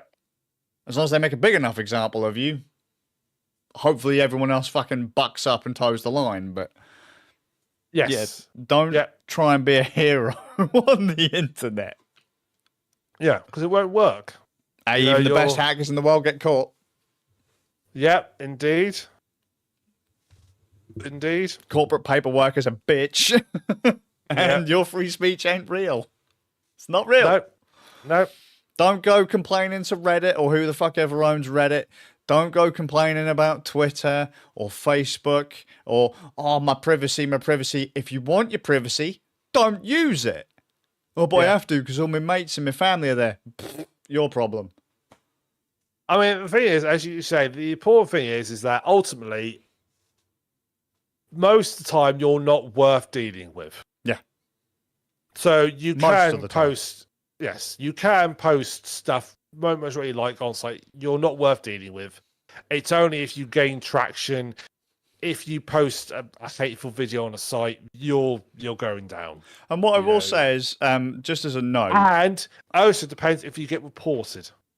Well, these days things are being filtered through algorithms. But yeah, what I will say, if you are one of these people that likes to try and be an asshole online, and you say that this stuff should be policed better. Think about the poor bastards that have to clean up your mess. You might want more people out there actually... Because like loads of people make jokes and that online. And then when shit happens to them, they're like, no, can't have that. And then they want more people to... You know, like if you want to defund the police, and then all of a sudden you get burgled, and you're like, well, where were the Rozzers? Well, you got to decide where you want this to go, right? Yeah. And... if you're one of these people who shit posts online and then get butthurt when something happens to you and you expect more people to be there to actually manage the content of these sites, understand the amount of crap they have to trawl through every single day and how soul-crushing that can be for just a regular-ass human being. Yeah. The kind of stuff they have to deal with. Oh, but it's only a few harmless shit posts. A few harmless shit posts from you, multiplied by however many users there are on the website, soul-crushing, mate.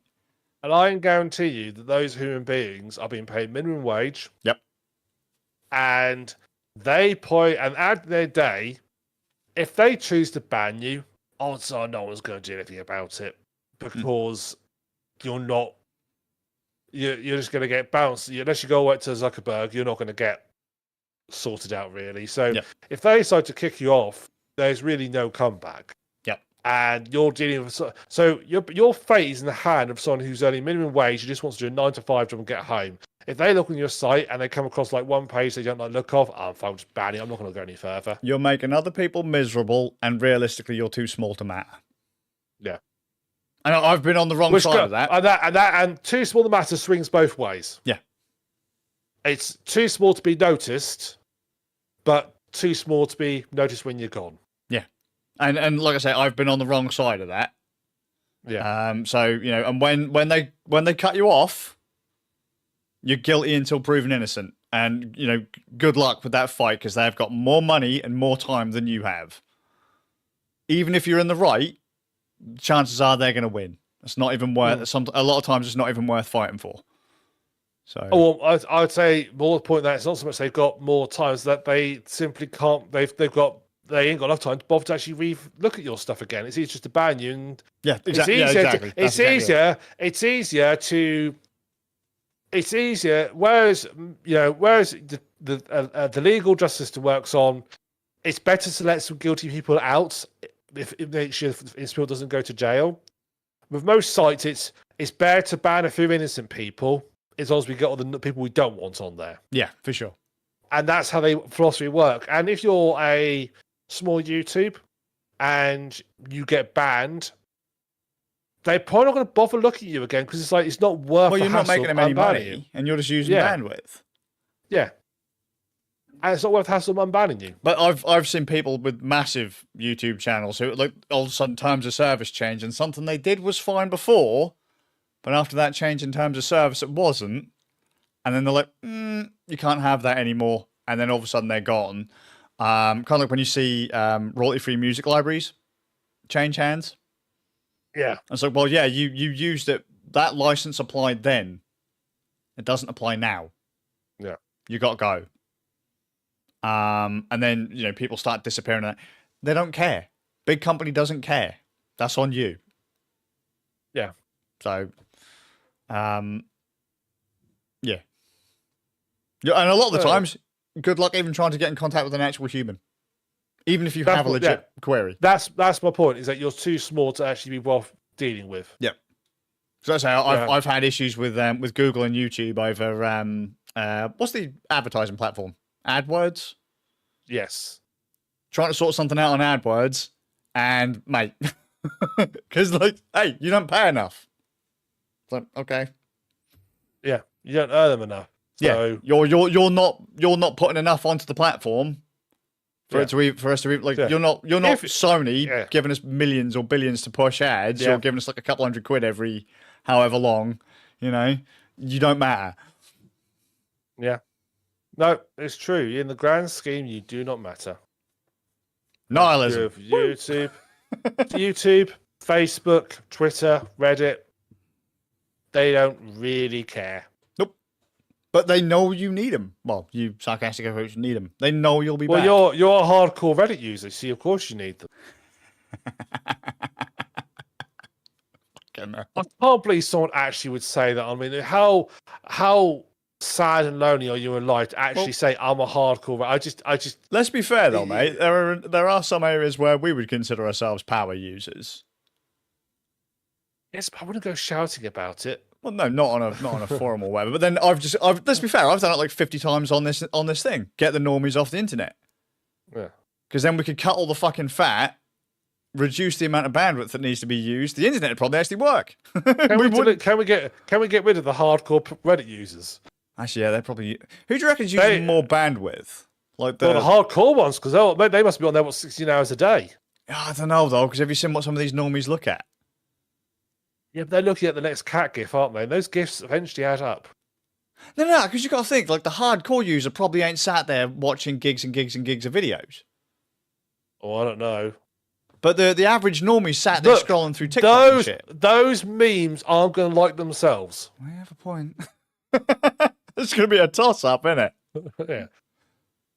I think on average, it simply comes down to the people who are using it the longest. So you're going to be using the most bandwidth. Because don't forget, use a little bit every time they scroll down. A little bit of bandwidth is used to retrieve that that's data. a little bit.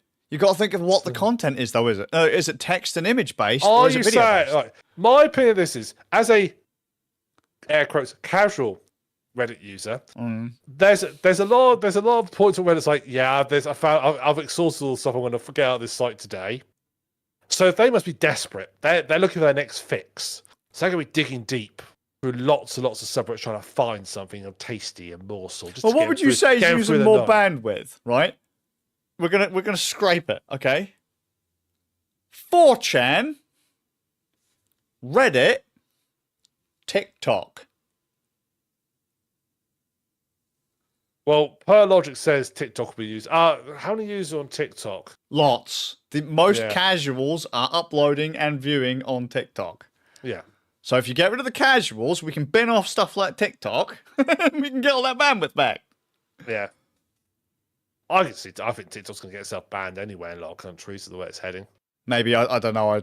I have a TikTok account. I've put a few of our YouTube shorts on there. It's like YouTube Shorts is the primary. Bung them over onto TikTok. It's a shit platform. I don't understand it. Maybe it's just some my sister's now on TikTok. She's not super keen on TikTok, but she said the thing is, because she's trying to sort of build up her brand and stuff, that's where everybody is. It's true, though. It's true, because when I used to look for sponsorships back in the day, but like if you were talking to companies for work or to do a project, they'd ask, what's your following like on Facebook and that? And like, if you didn't have a Facebook page, not like a profile, but like a business page or a content page or whatever. If you didn't have like 50K, like this was a while ago, so like, if you didn't have like 50K likes on Facebook or whatever, they wouldn't even look at you. So I kind of get what your sister's doing. Yeah, just a more modern equivalent. See, what did she say to me the other day? Because she's done she did a free marketing course. Right. And she slightly drunk the Kool-Aid a bit. Oh. And what did she say to me the other day? Oh, yes, that was it. We were going through, we're discussing websites, and we're discussing about how she wanted on her website to pop up and offer a subscribe, put your email address in here to get a newsletter type thing. Yeah. I said to her, I hate this. She says, no, the thing is that at the end of the day, they're enhancing the user's experience. No, they're not. I instantly closed those straight away. I instantly said, no. I said, I'm sorry, no. So you've been on our marketing course too much. That is You've been on those marketing courses too much. Go sit in the corner. yeah. That is not enhancing the user. That's annoying the fucking user.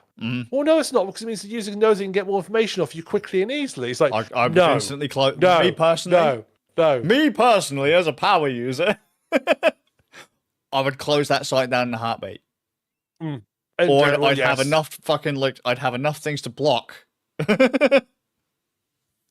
Yeah, I tend to. If the site pings up, if it's sort of like in the corner out the way, I'll ignore it. Fine. If it like takes over the entire screen, now I'm going back out of this. I'll find something else. If it actively hijacks the page, even for a moment, unless you are literally the only place I can get this information or get this item, I'm going elsewhere. And given the number of people on the internet these days, unlikely. Yeah. Hate those sort of things. I agree. Normies, get rid of them. Yeah. Sad thing is, it works. It does.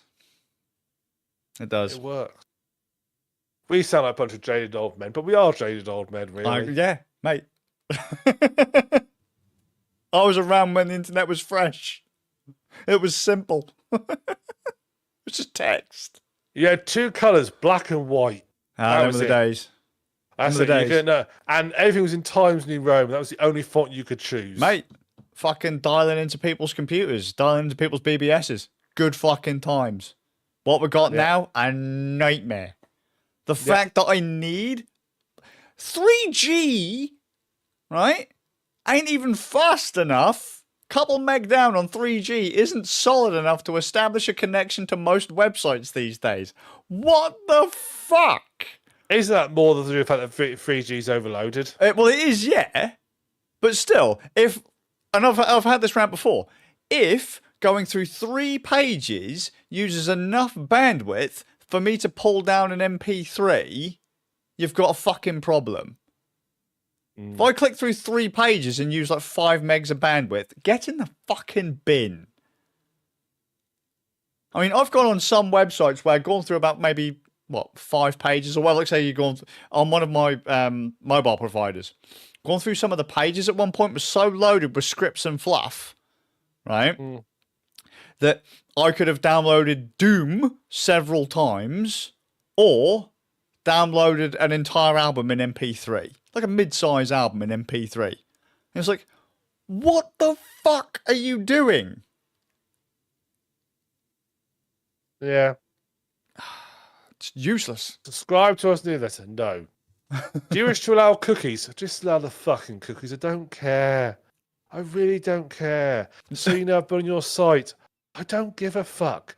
I don't, maybe you'll give me options of which cookies to allow. I don't care. Accept all of them. Just put a virus on that. I don't give a shit. Just get the fuck out of my way. Yeah. I just want to view this one. I just want to use this random online calculator I need access to. I don't care. I've gone back. I've come back to this page. You want me to ask cookies then? If you were using cookies, you know I'd already been here once. You would need to ask again. So why are you asking me to allow cookies? Because clearly they haven't coded that bit right. No, clearly not. The irony of, do you allow cookies? Yes. Go back, go forward. Do you allow cookies? Don't you know me? Am I so forgetful I have that no you have memory forgotten of this place? Yeah. So, anyway, I say that whilst I'm sat here doing an hour and 30-minute long podcast that will 37. be up in video and and audio. This is like world-class anti-content. I tell you what, I don't know who listens to our podcast, but they're in such a treat every week, aren't they? I love you. Oh yeah, guys. I listen to this guy. I listen to these guys. They talk about games. Let me put the latest podcast on for you. These are like seriously, mate. These are the. So when do these guys get to the games? Oh, at some point, usually in the last 5 minutes. Yeah, basically. So what was it? Fucking, I was trying to think of what I was going to put as my tagline for some of my stuff for if I ever start posting again online, because generally I don't other than here these days. And it was that I am a producer of top tier, low quality, minimum effort anti content. Oh, don't put it on your business page, mate. I might as well. Yeah, I was going to put me out of business soon anyway, so who gives a shit? I should start using the AI. Yeah, start using the AI to do shit for me. Yeah. That'll cost you $1,000. 20 seconds on AI. Job done. The day they are smart enough that it can A, deep fake both of us realistically enough, and B, it can synthesize our voices, and C, can write a semi-decent script for us. That wouldn't be too hard. Yeah, we can throw it all in there, and we basically have our Saturdays back. Well, fuck, man, let's get working. Yeah. There's plenty of data out there. We've been doing this for a bajillion years. My face has been on the internet for well over a decade. Yeah. So, I mean, if it can't deepfake me and my voice isn't, if they can't synth me at least, and I think the voice it could do. The chaos of the scripts, the chaos scripts, sarcastic air quotes. All they have to do is like throw in some Neptunia, some Deus Ex, Thief. Yeah. How much we hate online gaming. Occasionally put the British government to rights. Let's log into ChatGPT. Oh no, not again. Ram, this is supposed to be a gaming podcast. I keep saying it, but it isn't. It's just a general fucking random fluff podcast, isn't it? This is anti-content. Write a script. How shall I phrase this? Write a script for a crap podcast. For a crap podcast. Podcasts. And then it comes up, do you mean rad nerds? This is gaming, universities, and the state of the web. Mate, I hate to say it, but we've already pretty much asked it to do something like this before, and it was pretty much bang on. We didn't quite. We asked it to describe what the podcast was about. We asked it to actually write a script for crap podcasts. So it's gaming. I mean, let's be fair. As spoken by two out of touch old men. White men. Old white men. Old white straight men. Great. Because you got to make sure that we Cis are. Yeah, men. we are sufficiently. If that doesn't come across as like really racist and homophobic and sexist and all the other things, like it's got to be all of those. Did it work? Yes. Oh, here it goes. Oh, it's boo. Oh my word. Is it racist? It's written a script for us. It's not white enough. Oh, you didn't mention British. British. Oh, it's created the script already for us. Fine, all right. Oh, right. Are you putting this in the show notes? I'm saying this to you right now. Mate, I ain't reading it. Because it's completely got us. It's got us nailed down as it. And it turns out it's the entire podcast. Oh my god! And it turns out it's the entire podcast that we've just said word for word. I'm just kidding. That isn't. But oh my god, what the fuck? This is like a cheesy daytime TV show. Yeah. I love it. It's Bob and Dave. Oh, I love Bob and Dave. That, Bob. Right, gut feeling. Are you Bob or you Dave? Oh, mate, this is ridiculous. Go on, gut feeling. Bob, Dave. Neither, because fucking look how short this is. This would barely be the intro to Ran. This is the intro to Ran Nerds, an hour and 43. This is barely like 10 seconds of content. Come on. What I like is the first thing it says is cheesy sound effects. Man, that's a bit upmarket for us, isn't it? This basically sounds like sounds like two American DJs, doesn't it? Well, you know what? Yeah, well, it is. You know what it is? Like, have you ever seen like in video games when they have like TV show hosts on, like the cheesy American TV show host in the background? That's that. Like, imagine the producer for like Smash TV or something like. What's that film of Arnold Schwarzenegger and he's in a game show and they're trying to kill everyone?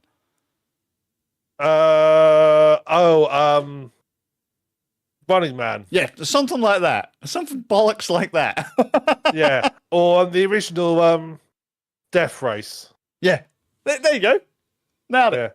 Yeah. This. Although I'm looking at this, I feel I might be Bob. Looking at this. Let's have a look. So what's Dave's Bob's group? host one. Host one. All right. Mate, we shouldn't be doing this because it's like okay. Part of me is tempted to go for it. We're here to deliver our unfiltered and unenlightened opinions to the ever-changing world of gaming.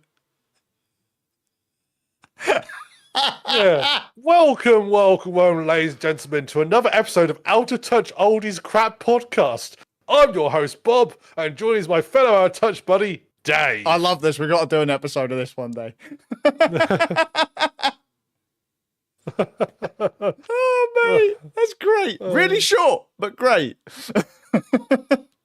Yeah, I haven't read through the whole thing. These newfangled games keep us scratching our head. I mean, who needs these complicated controls? We just want to sit behind and press a couple buttons and perform finger gymnastics. Wow, they don't realise that Ram is a top-class PC gamer, but... Yeah, I know. Right, Ram, I hate to cut the intro short. Yeah, shall we go on? Yeah, what have you been playing, mate? Well, I'm hoping you've been playing something, because I've actually...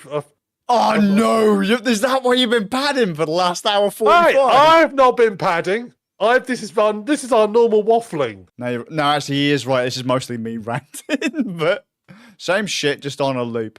Games we've been playing. All right, and Bob, or what the fuck ever your name is. Go ahead, Dave. I've been playing Alan Wake. The original. Yeah, original. Wait, why'd you go? I'm so sorry. What's wrong? What the fuck's wrong with Alan Wake, motherfucker? It's fucking shit is what the form of Alan Wake. Sacrilege. How dare you? Right, that's it. Fucking come on, Bob, we're gone. The fact you got a little cheesy grin on your face means you don't disagree with me. No, I like Alan Wake. Really? Yeah, I like the story of Alan Wake. Oh, he's just such a pretentious knob. Well, yeah, because you haven't played it through. I got a feel I hate him from the opening intro. Yeah, because that's the point. Oh, you're not supposed to like Alan at the start. Oh, I absolutely, yeah. I hated the gameplay. I fucking despised the gameplay. I hated the character. I found it interminable. I got to about level 3. I was like, I can't play this anymore. And I literally level 3 is in third screen or third chapter. The one with when you go through a construction yard, third chapter, whatever it is. Something called construction. There's a digger or something that tries to drive at you, if I remember correctly. All right, something. That's as far as I got. I was like, I hate this game, and I just pretty much uninstalled it.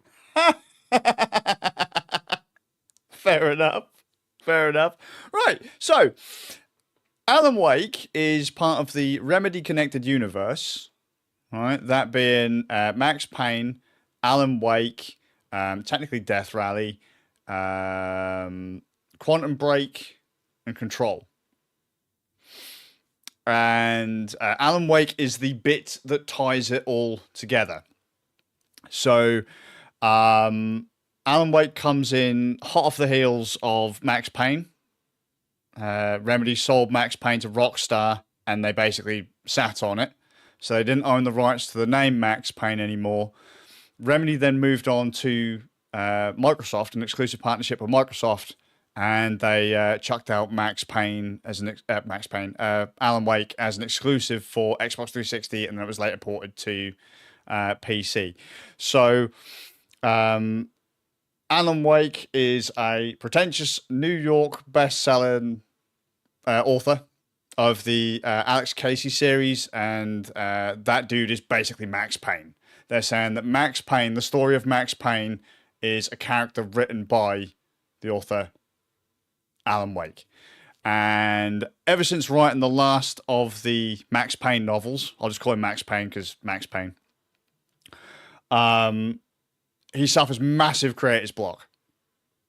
Right? And then he goes on one of those normal kind of, famous people downward spirals, drink drugs, gets into a scuffle with the old paparazzi, and him and his wife go on a holiday arranged by her to, I believe it's Bright Falls.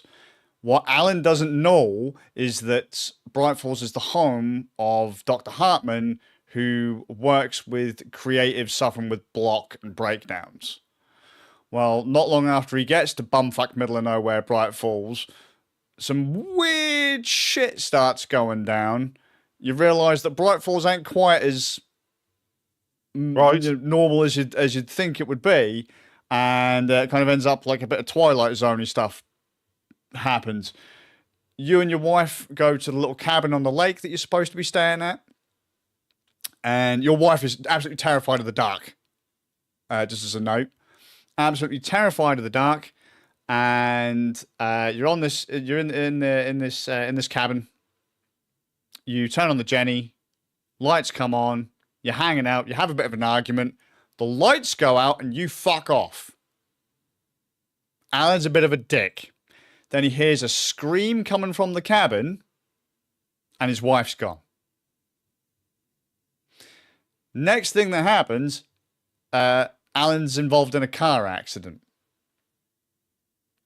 And basically the process is you have to basically figure out what the fuck has happened. And it turns out that Bright Falls is a place where things you create can come to life. they get kind of manipulated by a dark presence and shit starts happening. And it turns out that Alan has a specific power in that anything he writes happens. And over the course of a week, he writes a book, so he doesn't have his block anymore. But the ancient evil of the lake warps what is written and starts fucking with the people of the town. And it's up to you to get through it and all that. So the game has a day-night cycle. During the day, everything's normal. At night, all hell starts breaking loose. Townspeople start getting possessed. And the only way you can fight them is through shining a flashlight on them, which has limited battery power. So you can just shine it on them normally, uses no power. Or you can boost it, turn the brightness up, and that will take away part of their shield. Once you take away an enemy's shield with the flashlight, then you can kill him. If you don't have any batteries in your flashlight, you're basically fucked. Sponsored by Energizer. You can also use other tools to break down people's shields that produce light. Flares, flashbangs, flare guns, work lights, your standard big boy beefy work lights, floodlights, stuff like that. And then if enemies go through them, or you can point them, direct them through them, you can dissolve their shields, and then you can kill them with pistols, shotguns, hunting rifles, that kind of thing. Alan is designed to be as little like Max Payne as possible. So Max is a fucking monster. He's fast. He's agile. He can take a hit. Alan can't do any of that. Alan's fucking slow. He's fucking out of shape. He takes a couple of hits. He's dead. So what Remedy have tried to do is move away from the gameplay of Max Payne. And I think they do quite well. The game is incredibly linear though, but then as is Max Payne. So as you progress through the story, you walk into a zone and then say maybe 10 guys will come at you from different locations each time you go into there. So if you die, you'll respawn in and they might come from slightly different locations. Once you do that, it's kind of like an arena shooter. You go into an area, you shoot the guys, you run to the next area, do a little thing, solve a puzzle, next area, bad guys come out, progress the story. Unlike Ram, I really like the way they put it together. Alan's not a particularly likable character, but the gameplay is pretty solid. It can get pretty hectic, and if you're one of the people that likes to collect the manuscript, so Alan's novel, parts of the book that he's written get scattered around the level. If you pick those up, you can read them, and it kind of gives you a heads up as to what's going to happen next, because Alan's written it all to happen. Right? I like all of that, and the way that Alan Wake ties the rest of the Remedy universe together is pretty neat. I think the gameplay's fine. I don't quite get what your beef is. I found the gameplay very clunky. Personally, clunky. It just irritated. You barely even have to aim. You don't have to aim. I despise every moment I spent with it. Right. I just cut myself off and stopped explaining what I was going on about. But so what are your beefs? What is it you actually don't like? Everything. That doesn't help. I don't. Well, I don't. I couldn't give a shit about Alan to start. Right. I don't care to find out and help him through his writer block. I don't give a fuck. His wife annoyed me. The enemies annoy me. The gameplay is clunky as shit. The levels are frankly very uninspiring. They just feel like they feel very cookie cutter and not particularly interesting. Everything about it I hated. Everything about it I absolutely despised. And I was recording a Let's Play on it. Right. I literally stopped it, uninstalled the game, deleted all the video files. Wow, he really hated it. I absolutely despised it. If I could delete it from my Steam library, I would. You can remove. Well, you can hide it. Yeah, I want to delete it. I want it gone. Oh mate, I hated it that much. I remember going. I went to our friend Minimizer. I said, "Oh, I was playing Animate the other day," and he went, "Oh, really? Unlucky you." I said, "Yeah, I know." See, you and Middlemeister have no taste. That's the point. I think as has been established, world's greatest game, played through the first section of it. Good job, guys. I think Alan Wake. I think Alan Wake is for what I've seen, I think it's a Marmite game. Either you like it or you fucking hate it. Mm-hmm. No, I can understand that. I fucking hate it. Yeah, I can understand that. That just means that you wouldn't be a fan of any of Remedy's other games then either. I like Max Payne. I enjoyed Max Payne. Which is interesting. Yeah. Because Max Payne is, gunplay and that is, well, the far more interesting than Alan Wake's gameplay. At least you actually kill, and you can dive in slow motion. That's fun. Is it? Yes. I never used it. I didn't need to. But it's fun. You don't necessarily need to, but it's fun to do it. It's more useful in in Max Payne 2. Well, yeah, that's good. I played Max Payne 1 and 2 back to back. Yeah. Enjoyed them both thoroughly.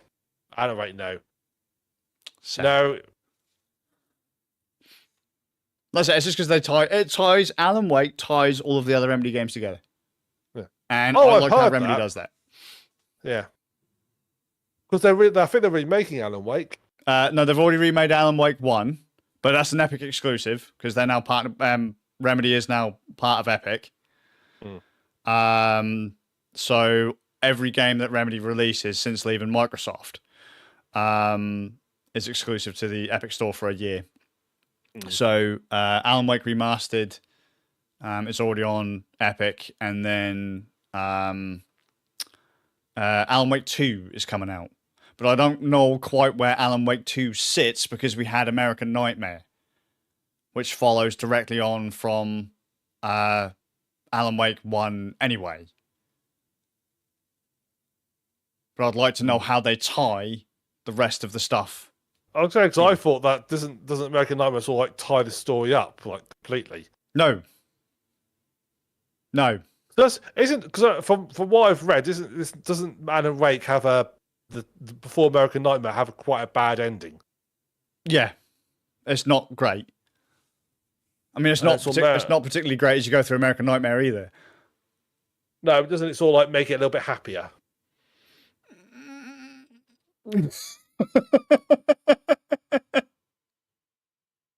I said a little bit happier, not daisies and roses to daisies, but yeah, I suppose. No, it's like, hey, your family died in a house fire. That's fine. You're still all right. Oh well, that kind of happy boost. There's always a silver lining. There's always something good if you're looking for it. Yeah. I think it's the default ending that he gets like trapped like forever in the demon world or something. So at the end of Alan Wake, it's an ancient game. If you haven't played Alan Wake 1, yes, Alan Wake gets trapped in the void. He stays in. His wife comes back out. And that's partly how Alan ties the rest of the Remedy universe together. So if you go through American Nightmare, in Alan Wake 1, there's a band called the Old Gods of Asgard. Do you remember the two old boys in the cafe at the start? Yes. Yeah. All right. Well, those are the guys that are the band that Remedy uses for a lot of their stuff. So do you remember the song at the end of Max Payne 2? Yes. Poets of the Fall? Vaguely. They're the Old Gods of Asgard. Oh, right. They're the old gods. So they're all tied in. When American Nightmare hits, there is a song where the lyrics go something to the effect of, it will happen again in a small town, a town called Ordinary. But it's played backwards. Like, when everyone's like, oh, you're channeling the devil, you have to play it backwards to hear the message kind of thing. That happens in that song. Well, Ordinary is where Control starts. So they've used Alan Wake as a way to tie all of the fucking crazy that happens in the Remedy connected universe. In Quantum Break, Alan is still just an author of the Max Payne series. Yeah. And then, Control, Alan is still stuck in the other dimension, but is able to communicate with the main character, Jesse Faden. Unlucky her. But I also like the way that, because in the other thing that I like about Max Payne, or Remedy, and it's probably one of the same things that I like about, well, it is one of the same things I like about Kevin Smith stuff. Kevin Smith, not a particularly great writer or director, to be fair. You have to be on the ball with his humor to really get it. Some of his films I quite like, but Kevin Smith uses the same actors or voice actors for a lot of his stuff. Right? And he'll bring back characters.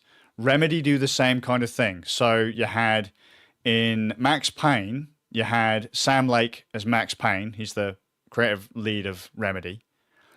They had Sam as the character model, and then James McCaffrey as the voice. Well, in Max Payne 2, they had another guy as Max Payne, but still James McCaffrey's voice.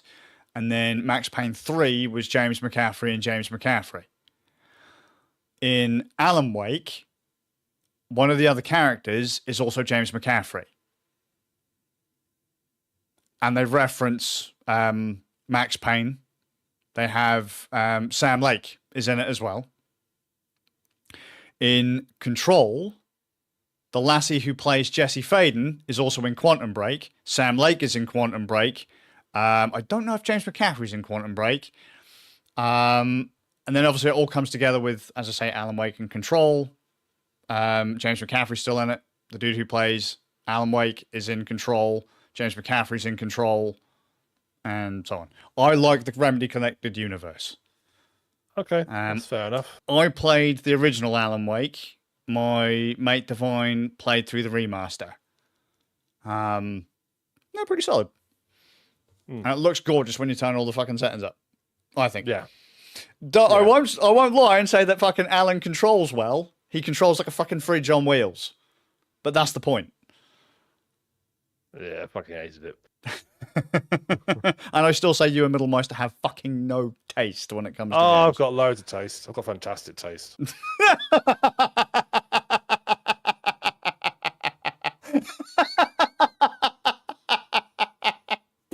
Oh, you funny. Yeah. You funny. Anyway, now we know why Middlemeister's not on the podcast.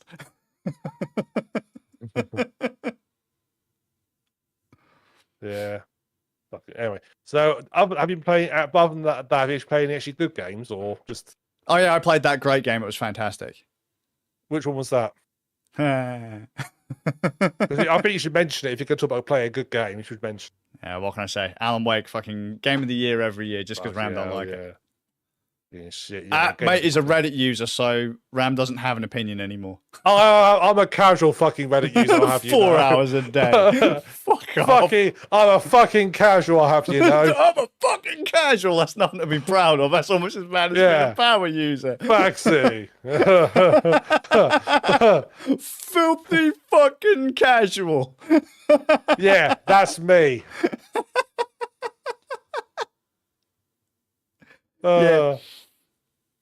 Yeah. Oh well. Well, I hope you enjoyed joining us for our 15 minutes of game chat after I can't believe you didn't play anything, Ram. Normally you've played some shit from Humble Bundle. It's been a busy couple of weeks. Have we decided what we're doing for game night? Because Zaber's not going to be about, and we failed at Demio. Spoiler. Oh yeah. Yeah, that was. I mean, we are actually actively getting worse. That was abysmal. The first one we had the boss. You know, we got got about halfway down, did pretty well. Second time we nearly killed him. Third time we got wiped. We nearly got wiped on level 2, but then we got killed by the boss. Fourth time we didn't even make it to the boss. We are actively another couple of weeks. We're not going to actually get into the. We're going to actually die on the outside. I thought we almost failed on floor 1. That last session, I really thought we were struggling on floor 1. I didn't think we were going to make it. I was that was literally. It's just they just keep coming. They do. It's. They just literally do not stop moving, and they're just literally like, oh well, okay, we're going to have 20, of those really tough enemies. Oh, thank you. Good. Oh, good. Yay. Good times, eh? So yeah, that last module's too reliant on the random number generator. Yeah, I think so. Yeah, if you don't get good cards early on, Or by the midway point, just give up. I can't think of you'd have to be incredibly lucky to dodge all of that. Yeah. Unless it is literally, as we said, that it's only certain group of characters can actually get through it. Yeah. And if you play the wrong type of character, you just won't get through it. I wonder how well that would stack if we had a team of 4. Well, sort of maybe better, but then at the same time, everything gets up, doesn't it? Yeah, well, health scales up. Yeah, sure. Yeah. I'm just wondering, because it would be easier for us to try different combos if we had that 4th player. Maybe. My suggestion, I mean, I don't know if we should be talking about this on podcast there. We can always, why not? Don't die? Don't die. That was our plan. No, we tried the I know. Are we going for what game are we going to play? Yeah, it's not going to play. Should we discuss the podcast or should we get in the podcast and it's up to you, mate. What do you think? Well, let's end the podcast. We discuss ideas then, can't we? So, all right, Gov. It'll be surprise those who join us on Wednesday. So thank you for watching. I've been the Suffolk Crown. Skazz, yes. And we hope you've enjoyed this podcast this week. So we'll see you in a couple of weeks' time on the 29th. Sorry, it's gone midnight, so my timing's all messed up. On the 29th of September. And you can join us. We'll be discussing more games and hopefully some good games. And look forward to seeing you then. You can check us out our games night on my Twitch channel, twitch.tv/SuffolkCram. And I'll be twitch.tv/Skazz, SK4ZZI0US. And you can join us here on YouTube in a couple of weeks' time, youtube.com/randnerds or twitch.tv/randnerds. And check out our website, randnerds.co.uk. So until then, see you later. Take it easy, guys.